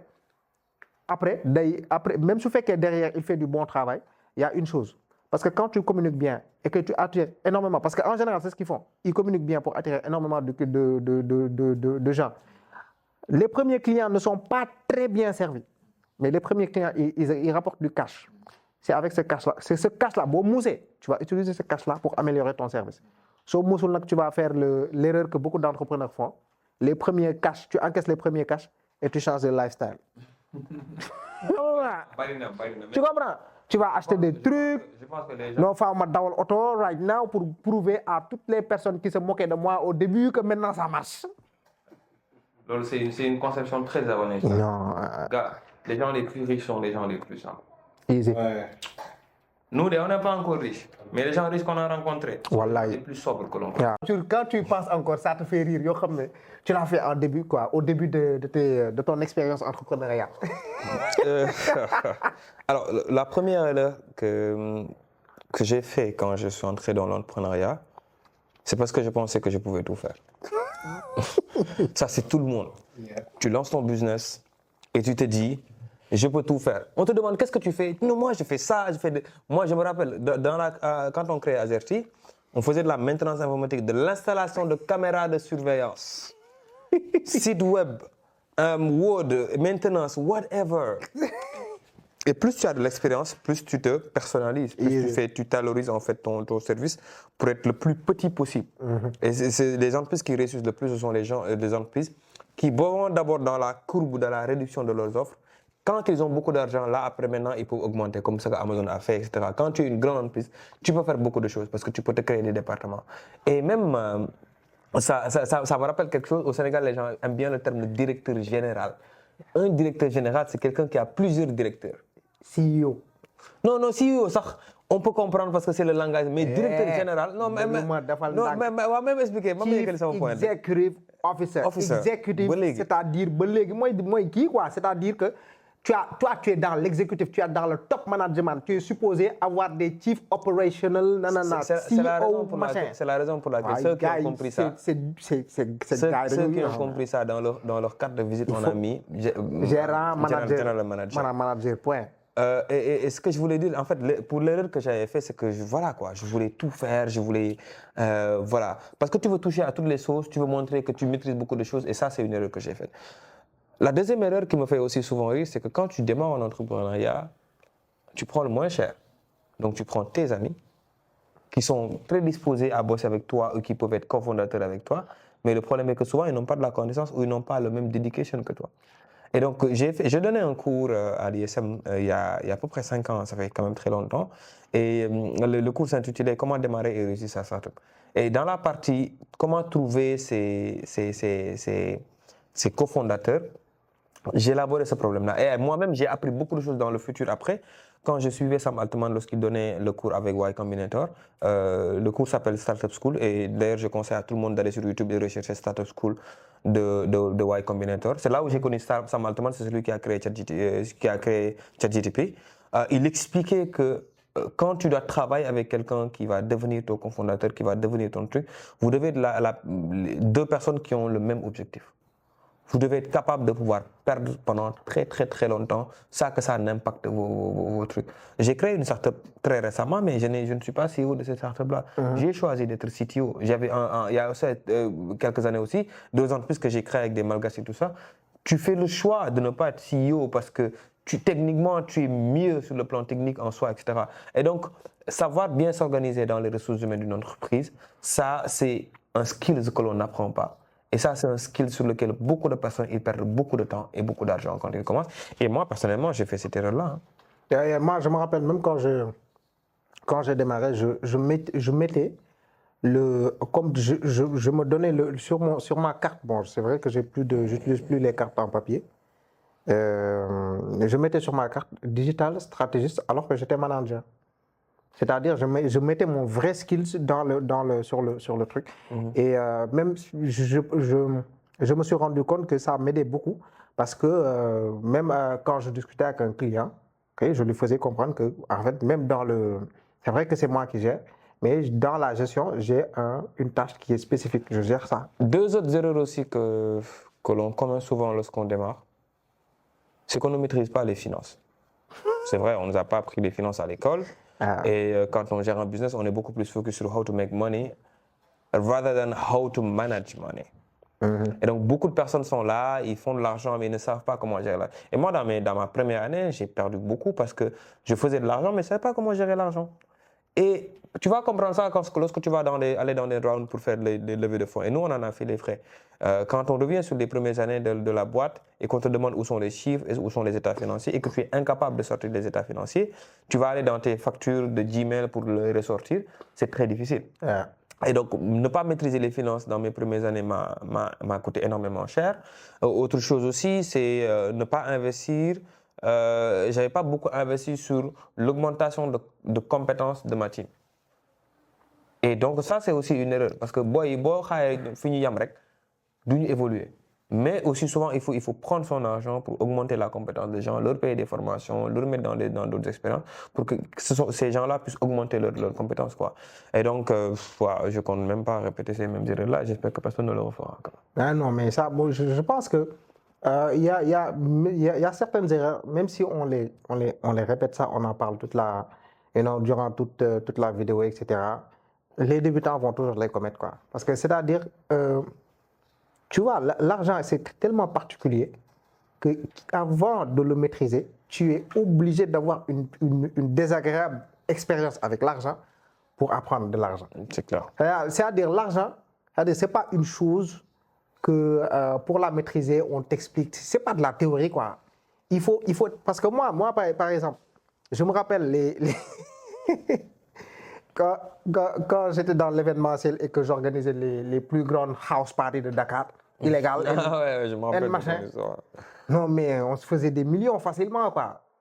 C'est-à-dire, après, quand tu reviens à, non, mais comment est-ce que moi, comment est-ce que j'ai fait pour ne pas avoir bien géré cette masse d'argent-là qui était à disposition, etc. Aujourd'hui, quel est ton rapport à l'argent? C'est un rapport très compliqué. C'est un rapport très compliqué. L'argent est bien et est mal à la fois.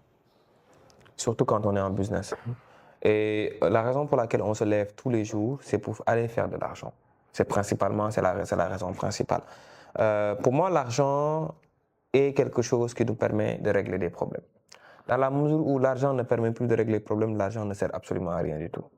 Il y a beaucoup d'entreprises aujourd'hui qui font beaucoup de chiffres d'affaires, mais la manière dont ils gèrent l'argent ou la manière dont ils gagnent l'argent, autre chose, va continuer à la disparition de l'argent. Et il y a un problème que moi j'ai vu des startups aujourd'hui qui ont vraiment fait de bonnes croissances, hein. Franchement, mais moi je ne les envie pas. Tu sais pourquoi? C'est la manière dont ils ont gagné cet argent-là. J'ai vu des entreprises qui sont basées sur les jeux de hasard, qui ont créé des solutions de paiement pour faciliter à ce que les jeunes puissent payer dans des jeux de hasard au Sénégal. Et tu fais des millions d'euros par rapport à ça. That's not the kind of money that I want to have. Qu'est-ce que ça veut dire? C'est-à-dire que le volume de l'argent n'est pas important. C'est la manière dont on gagne l'argent qui est important. La manière dont on gagne l'argent, la manière dont on utilise l'argent et la manière dont on investit l'argent pour faire encore de l'argent. C'est extrêmement important. Donc pour moi, l'argent doit être accompagné d'une certaine éducation. Et il y a une de mes amies, Mariama de Uptribe, qui fait un travail remarquable par rapport à ça, qui est principalement l'éducation financière. On ne nous apprend pas à gérer l'argent dans notre société. On ne nous apprend pas. Tu vois un peu, l'argent est quelque chose de tabou dans notre société. Quand tu es un enfant, on n'en parle pas. Avoir ton enfant de 5 ans, lui donner 1000 francs, tu dis voici comment est-ce que tu vas gérer ce 1000 francs-là, tu vas lui sauver la vie, tu vas l'aider dans la vie. L'argent ne doit pas être un sujet tabou, même dans l'éducation, parce que quand tu vas aller chercher du travail, c'est pour gagner de l'argent, non? Donc il y a quelque chose de bien dans l'argent. Mais quand tu l'as, il faut que tu saches comment l'utiliser, il faut que tu saches comment investir et savoir aussi comment le gagner de manière correcte, quoi. Mais ça, c'est clair. Hein. Et que tu parlais du tabou de l'argent dans notre société. Et moi, je reçois énormément de retours de gens qui me disent « Oui, le gars, il nous parle tout le temps de création de richesse, d'argent, tu dois être super riche. » Mais ce n'est pas une question de super riche. On n'est pas riche. Hein?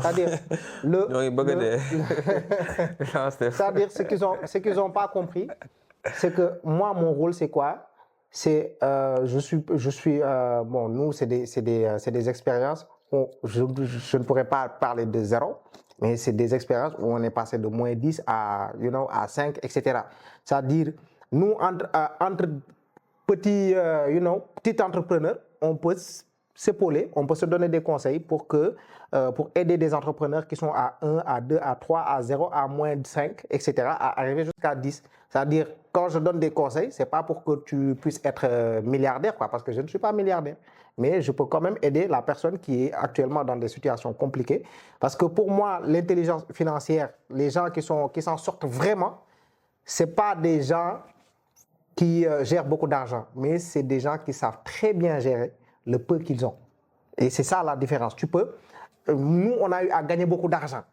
À un moment donné, on a eu à gagner beaucoup d'argent et on a mal géré ça, on a tout perdu. Mais on a vraiment réussi à construire quelque chose quand on est arrivé à gérer le peu qu'on gagnait. Et c'est ça, quoi. Aujourd'hui, on parle d'intelligence financière. Non, pas d'intelligence financière. Je voulais parler d'intelligence artificielle.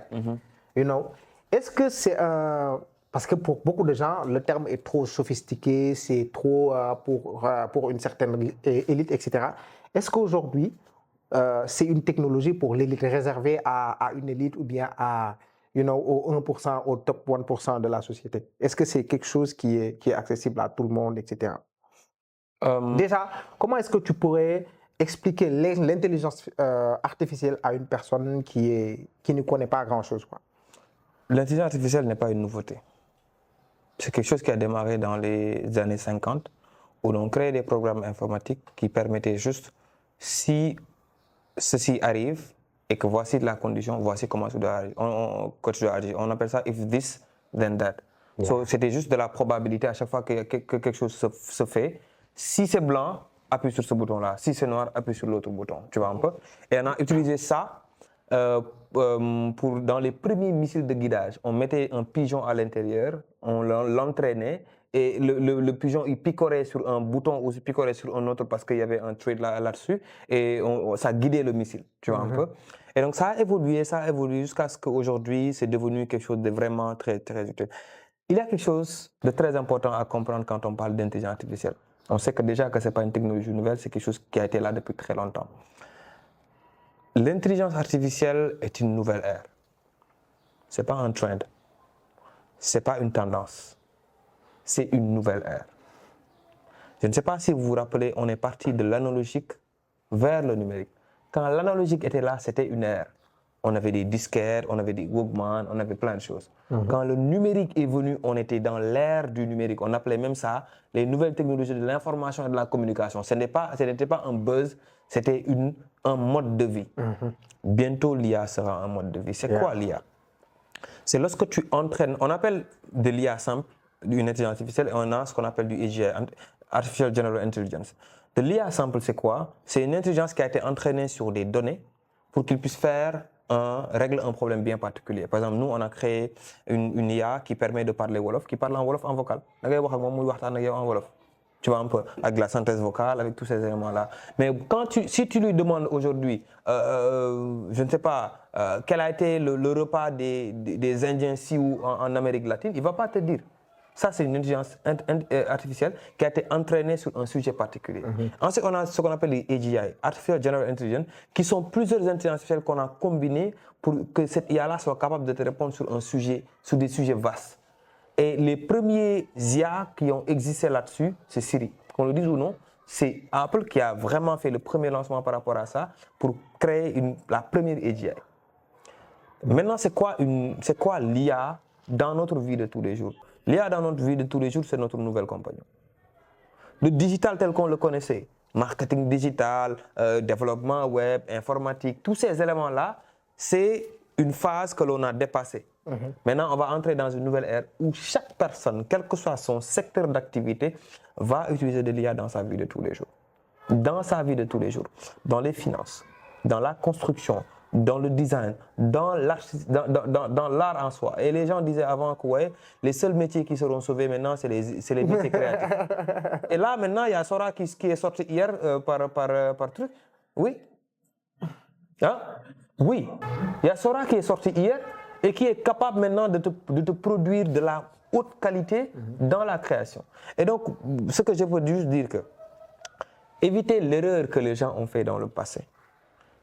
Quand le smartphone était venu, quand l'ordinateur était venu, il y a certains de nos vieux qui sont levés, ils ont dit ça c'est pas pour moi, je ne vais jamais y toucher.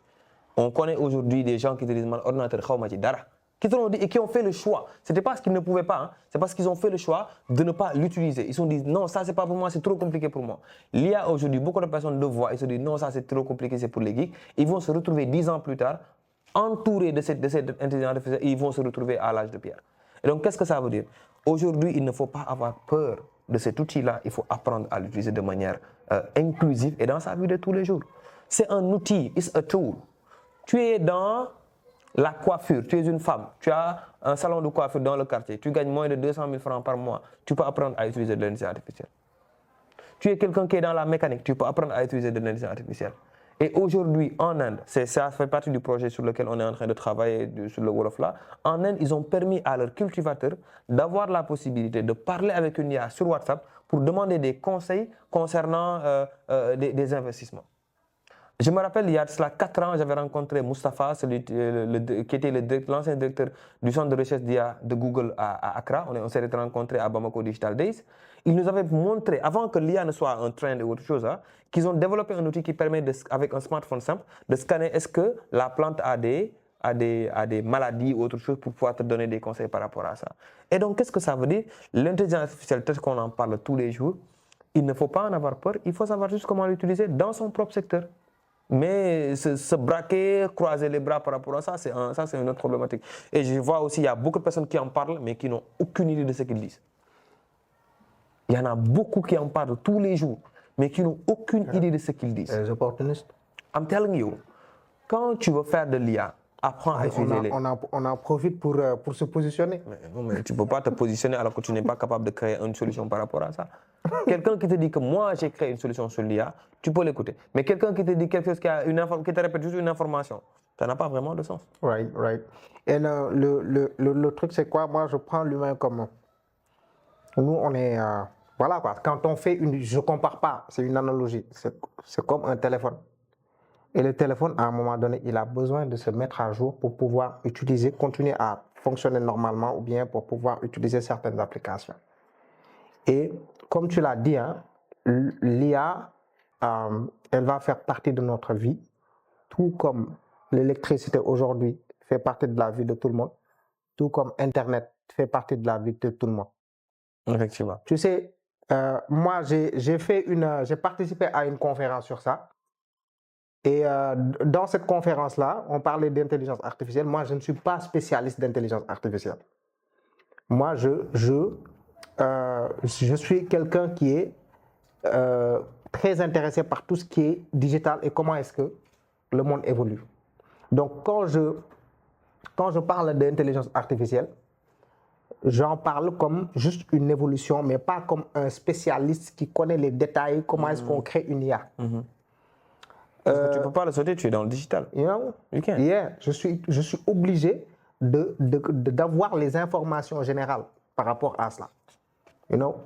Et ce que j'ai l'habitude de... En général, c'est-à-dire pour que moi, je puisse comprendre les choses, comment elles fonctionnent, je fais tout mon possible pour simplifier les choses. Et j'ai eu des retours de gens, quand je parle de l'IA, qui me disent que non, en fait, toi, tu simplifies trop les choses, etc. Mais si tu ne simplifies pas, comment est-ce que ta cible pourra comprendre? Si tu passes ta journée à parler de LLM, si tu parles à parler de paramètres, de tant de milliards de paramètres, à parler de ceci et cela, les gens ne vont pas comprendre. Même dans mes formations de marketing digital, je n'utilise pas de mots techniques. C'est-à-dire, par exemple, dans mes formations de marketing digital, en général, tu peux voir une personne qui vient te dire, oui, la formule en art, growth marketing, qui vient te parler de lead magnet, etc. Mais pour des gens, des jeunes entrepreneurs qui ont juste besoin de savoir comment ça fonctionne et quel est le résultat que ça donne, tu n'es pas forcément obligé d'être très technique pour qu'ils comprennent. Moi, je vais te dire quelque chose. Même pour Big Data, etc., données massives. Si tu ne comprends pas Big, si c'est compliqué pour toi, dis données massives et tu avances. Et puis, c'est-à-dire tu leur expliques de manière très simple, ils comprennent la généralité, le sens de cette technologie-là, et puis ça avance. Tu sais, avec la technologie, moi, quand j'ai commencé à faire la conférence, j'ai commencé par le mot, c'est quoi une technologie? Parce qu'apraprès, ça peut être gros, Une etc. technologie n'est pas forcément digitale. Hein? Easy. Tu sais, une technologie, pour moi, c'est simple à définir. Ça peut juste être un outil qui est innovant et qui te permet, en général, soit de gagner du temps, soit de gagner de l'espace. Regarde, tu sais, le fer, au moment de la préhistoire, etc., et qu'on ne connaissait pas le fer, mais les premières personnes qui ont découvert le fer et qui ont commencé à utiliser le fer, c'était une technologie pour eux. Et après, imagine, tu cultivais, mais tu avais juste du bois, et sur le bois, tu attachais une pierre pour cultiver. Mais c'est dur, tu gagnes du temps et tu cultives moins d'espace. Mais maintenant que tu as la possibilité de polir le fer, d'en faire quelque chose de pointu, tu as la possibilité de cultiver beaucoup plus rapidement et de cultiver plus de terre. Donc plus de temps, tu gagnes du temps et de l'espace. À ce moment-là, le fer était une technologie. Quand on est arrivé au XVIIIe siècle, au moment de l'industrialisation, mais la machine, quand on parlait de mécanisation, c'était une technologie. Mais à ce moment-là, la machine, comment est-ce que ça nous permet, comment est-ce que ça a changé notre vie? Parce qu'aujourd'hui, tu vois, une voiture, ça te permet de gagner du temps et de l'espace. Point. Je me déplace plus rapidement et je peux aller beaucoup plus loin. Aujourd'hui, avec Internet, temps et espace. Je veux faire une conférence, je veux parler à une personne qui est là-bas, mais c'est-à-dire, je ne suis pas obligé de me déplacer pour aller prendre un téléphone. Je suis là, je gagne du temps. La personne est aux États-Unis, je gagne de l'espace. Il est aux États-Unis, je suis là. On dit ce qu'on a à dire. Du temps de la mécanisation.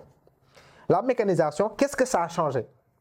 C'est venu automatiser les tâches mécaniques qu'on fait avec ñun suñuy cër. C'est-à-dire tout ce que, c'est-à-dire da nga bëgg yëkkati benn affaire, maintenant il y a une machine qui peut porter ça. C'est une voiture, c'est une etc.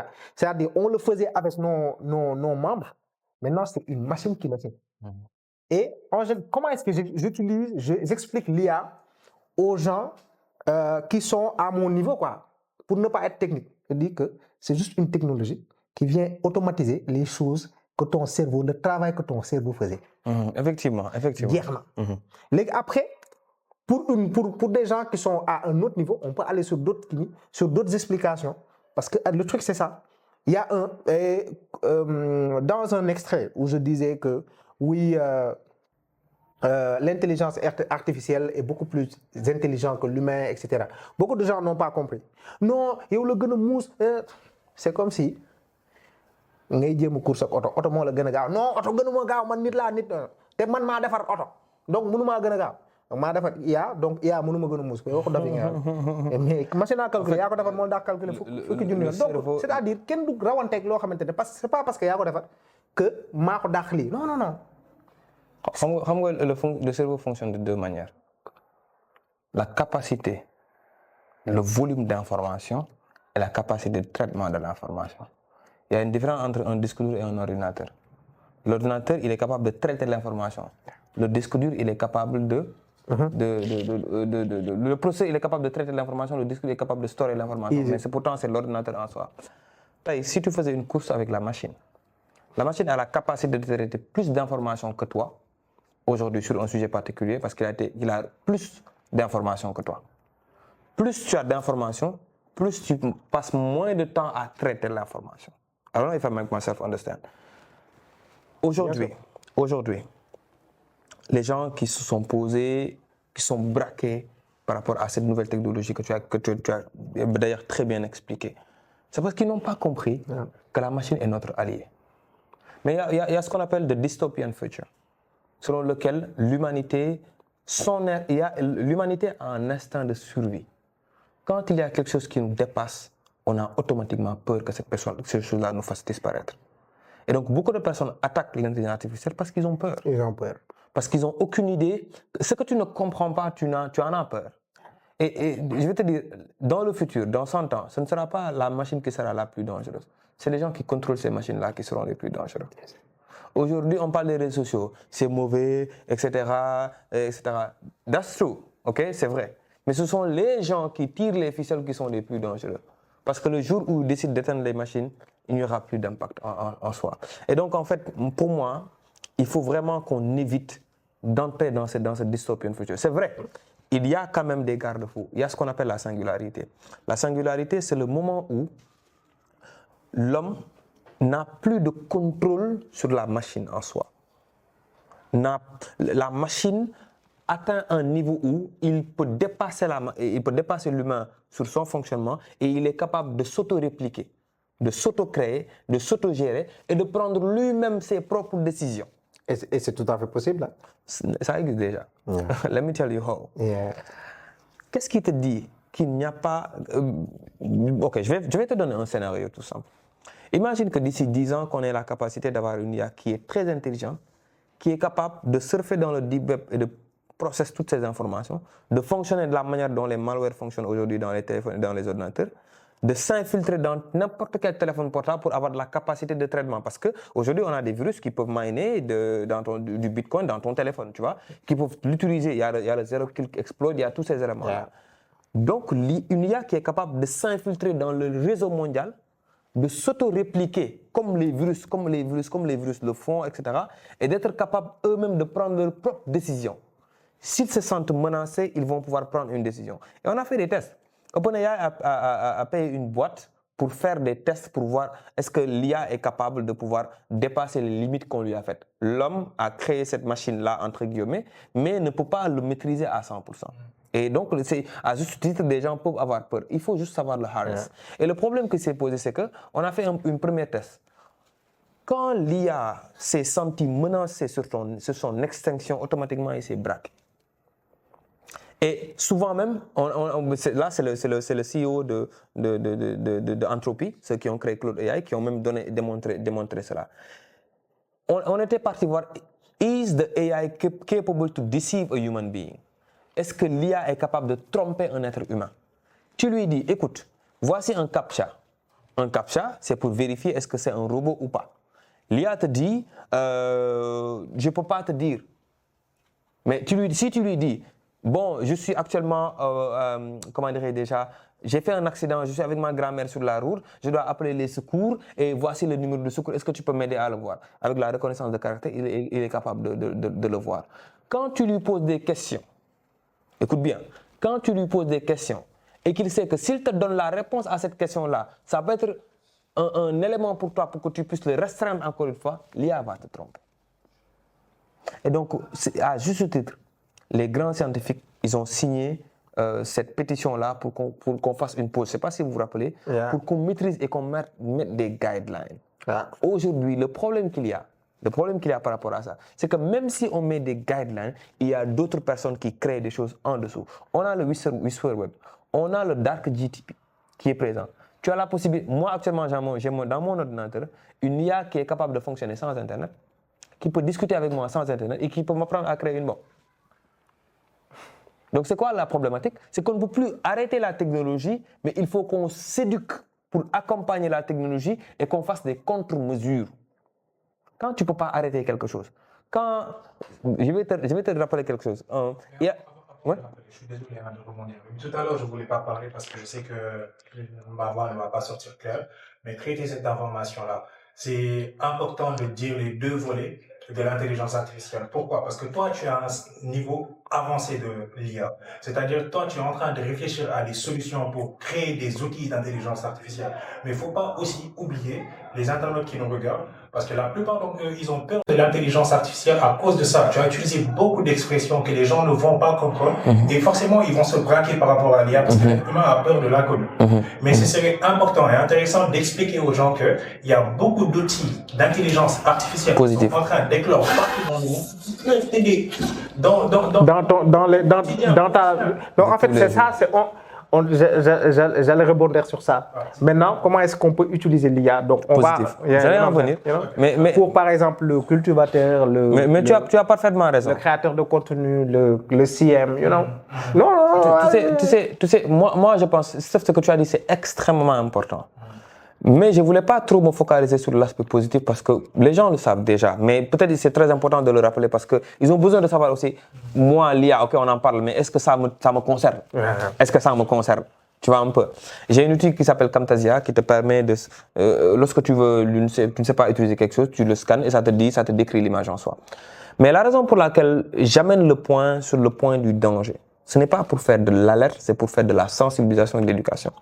Lorsque j'ai fait ma vidéo sur le deepfake, heureusement, il y a eu beaucoup de personnes qui ont vu la vidéo, ils ont beaucoup compris. C'était dans le but de lancer une alerte pour que les gens puissent être éduqués par rapport à ça. Demain, nos parents, quelqu'un qui peut prendre le visage de Manu et qui va lui faire rire, il va faire du lip syncing, du voice cloning, il va utiliser son visage et tout ça. La personne peut être trompée et donc il y aura beaucoup de mal.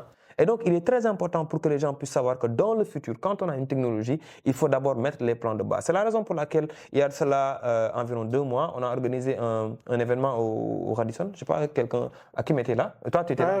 Exactement.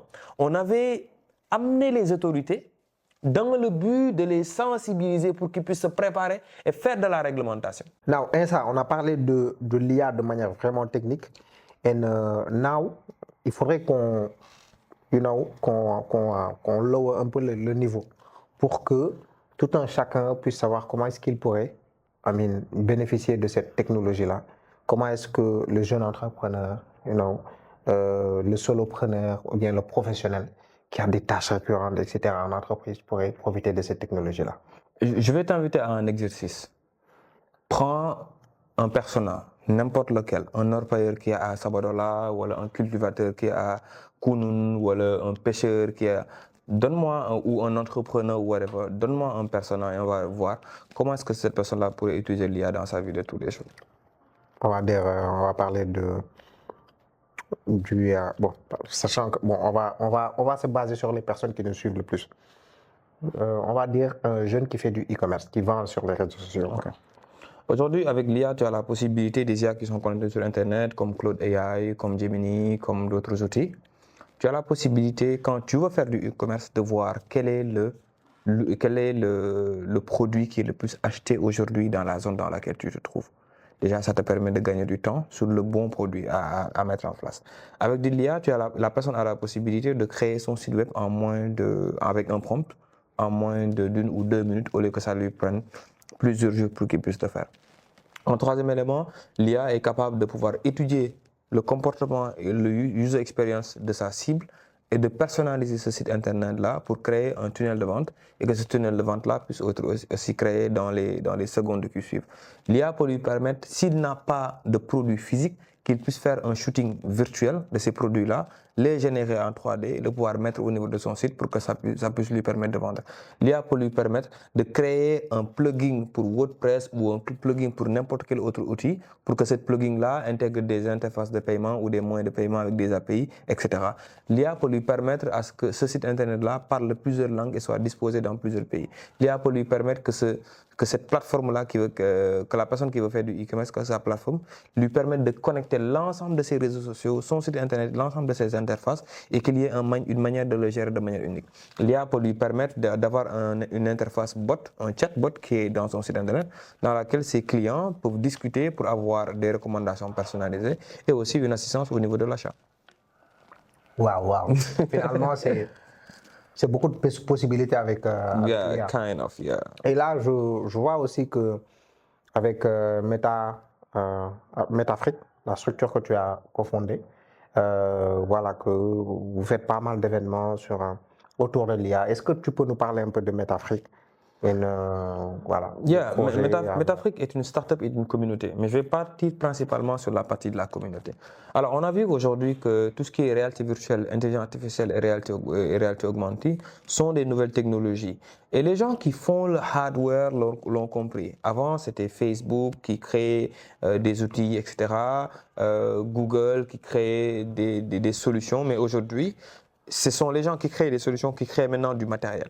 Et quand ils ont créé beaucoup de matériel, notamment des matériels comme des outils de réalité augmentée ou d'autres outils, nous, on a compris qu'il y avait vraiment une opportunité sur laquelle on devait se lancer. Et quand je prends seulement la partie de l'intelligence artificielle sur laquelle Metafric développe aujourd'hui des solutions, c'est sur la partie des larges langages modèles adaptés à nos réalités. La réalité est que quand on parle d'une IA a été entraînée sur une base bien claire. L'IA de Facebook qui s'appelle Llama, ou l'IA de ChatGPT qui s'appelle GPT-4 ou GPT-3, ou une autre IA de Google qui s'appelle Gemini, qui s'appelle Bard, a été formée sur la base de l'intelligence des gens qui l'ont créée. Donc quand tu lui poses des problématiques sénégalaises, il ne va pas vraiment tout comprendre. Et donc, les outils d'intelligence artificielle doivent être adaptés aux réalités pour pouvoir trouver des solutions. Et nous, on a compris ça. Donc, ce qu'on fait au niveau de Metafric, c'est créer des solutions basées sur nos propres réalités pour qu'ils puissent comprendre ce qu'on appelle les biais. Ce sont des biais cognitifs en soi, mais on appelle ça des biais. Et ces biais-là, par exemple, au Sénégal, on a le Kersa. Mais l'IA de Google ne sait pas ce que c'est que le Kersa. Donc, quand tu entraînes ton IA, tu fais des paramètres jusqu'à ce qu'elle puisse comprendre cela. Dans le futur, dans 10 ans, les générations qui vont venir, tu vas leur donner des outils pour qu'eux-mêmes puissent développer d'autres solutions. Donc, ce qu'on fait, on crée des moteurs. On crée des moteurs, on agrège des données et puis on le rend accessible aux gens. Et donc, c'est une communauté qui est très large, composée de plusieurs startups. Donc, on a Kuchibok, on a Gallium, on a Artefact, on a plusieurs entreprises qui sont tous dans ce secteur-là et qui sont rejoints dans Metafric. Et aujourd'hui, ça nous a permis de lever des fonds, ça nous a permis d'avoir un local, ça nous a permis de mettre un espace. Et là, maintenant, notre mission principale, c'est de créer des solutions basées sur l'IA, basées sur la AR et la VR, aussi pour l'Afrique principalement. Great. Insa Freelance, Insa Azerty, tu n'as pas trop parlé d'Azerty? Bon, Azerty, les gens le connaissent déjà. Azerty, c'est aujourd'hui l'agence digitale qui a porté toutes ces initiatives-là. C'est l'agence digitale qui est la plus ancienne, qui est là depuis bientôt 8 ans. Oui, exactement. Donc, qui accompagne aujourd'hui plusieurs entreprises, dont les sociétés d'assurance, les banques, les entreprises sur la création de solutions. Donc, aujourd'hui, on travaille avec l'État sur les programmes comme Ether avec la DPME, pour tout ce qui est accompagnement des startups. Hakim, je pense que cette année-ci, on a accompagné plutôt dans le déploiement de solutions digitales dans les entreprises environ 150, et on a un autre lot aussi qu'on va accompagner. Donc aujourd'hui, on travaille en étroite collaboration avec l'État sur des grands projets de digitalisation pour les entreprises, notamment sur la création de solutions. Donc le schéma, il est tout simple. Les entreprises, ils ont un besoin.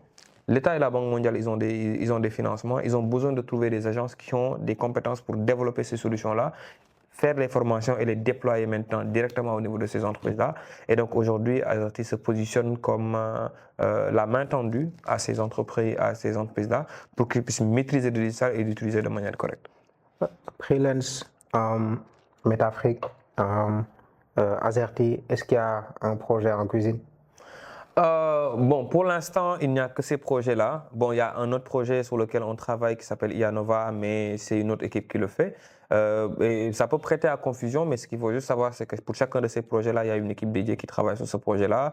Ils ont un project manager, ils ont le pro-financement, ils ont le pro-bureau, ils font ce qu'ils ont à faire.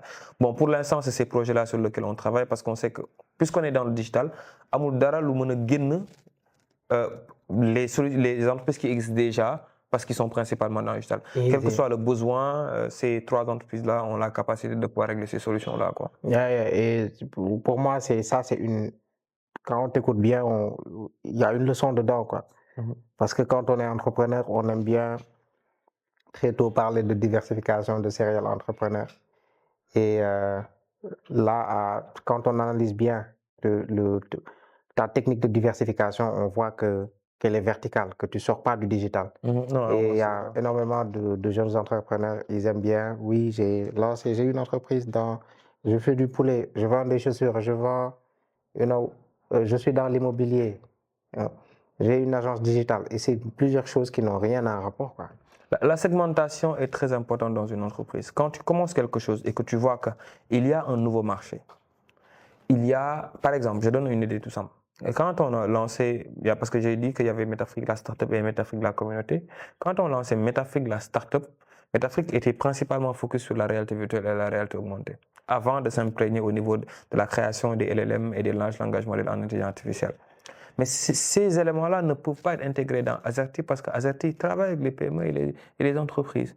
Ils ont des besoins complètement différents et souvent, il est très important à un moment donné de segmenter et de différencier. Mais quand tu segmentes et que tu différencies, tu ne peux pas mettre les mêmes équipes dans les mêmes projets. Ça crée une certaine confusion. Et donc, il faut souvent le faire sortir. Et l'autre élément aussi qui est très important, c'est que souvent, il y a un investisseur qui veut investir dans le projet, mais il ne veut pas investir dans le Azerty général. Il veut investir dans quelque chose de particulier. Je donne un exemple tout simple.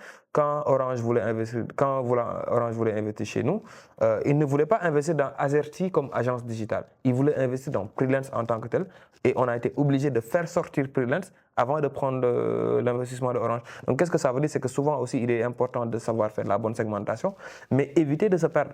Parce que aussi, créer des startups en un plus finir, tu vois, qui embrasse trop Netrin. Quand tu veux faire beaucoup de choses à la fois, finalement, tu ne réalises absolument rien du tout, quoi. Tu vas arriver à un moment donné où tu peux être un manager, un bon manager, tu n'es plus dans l'opérationnel, mais il y a une équipe qui est capable de pouvoir délivrer le travail, mais toi, tu ne peux plus être dans l'opérationnel. Mais pourtant, ta vision par rapport à certaines choses peut donner une bonne direction à une boîte ou à une autre, quoi. Franchement, en tout cas, tu nous as partagé énormément de choses et voilà, quoi, il y a encore énormément de choses à dire parce que c'est l'expérience, quoi. Quand l'expérience parle, les choses sortent aisément. Et bon, je pense qu'on va se donner rendez-vous encore à d'autres occasions. Exactement. Il faut qu'on te laisse filer parce que tu es sollicité. Mais je remercie encore une fois Stéphane Mankabou qui nous a reçus à Yellow. Franchement, on le remercie sur l'espace, on le remercie sur le temps, on le remercie sur énormément de choses. Je te remercie, je remercie tous les gars de la team. Stéphane, tu devrais faire un petit coucou, hein, même si on peut voir ta main là. Tu vois, non, Stéphane daf ñu teg deal aujourd'hui. Il nous a teg deal. Non, dafa feebar. Je remercie aussi tout il nous a teg deal après non, il a joué ça à la Sadio Mané. Sadio Mané, c'est plus un buteur, c'est un passeur décisif. Il t'a fait une passe décisive. C'est clair. Mais voilà quoi, on le remercie beaucoup pour ça. Et donc voilà, merci beaucoup aussi Manu pour cet échange-là. Et je pense que voilà quoi, ça c'est le début d'une aventure. On a vécu des choses aussi dans le passé. Et franchement, Inch'Allah, il n'y a que les éléments qui sont importants qu'il faut prendre. Les plus sur Djoum, les plus sur Rafet, c'est une dég bu baax. Et vraiment, on te remercie pour ta générosité. On te remercie pour ton temps. On te remercie pour toute la valeur que tu nous as partagée aujourd'hui. Donc, aussi, on ne saurait terminer sans pour autant remercier l'équipe de Yellow qui nous a accueillis aujourd'hui. Aujourd'hui, on est particulièrement beau, quoi. La lumière,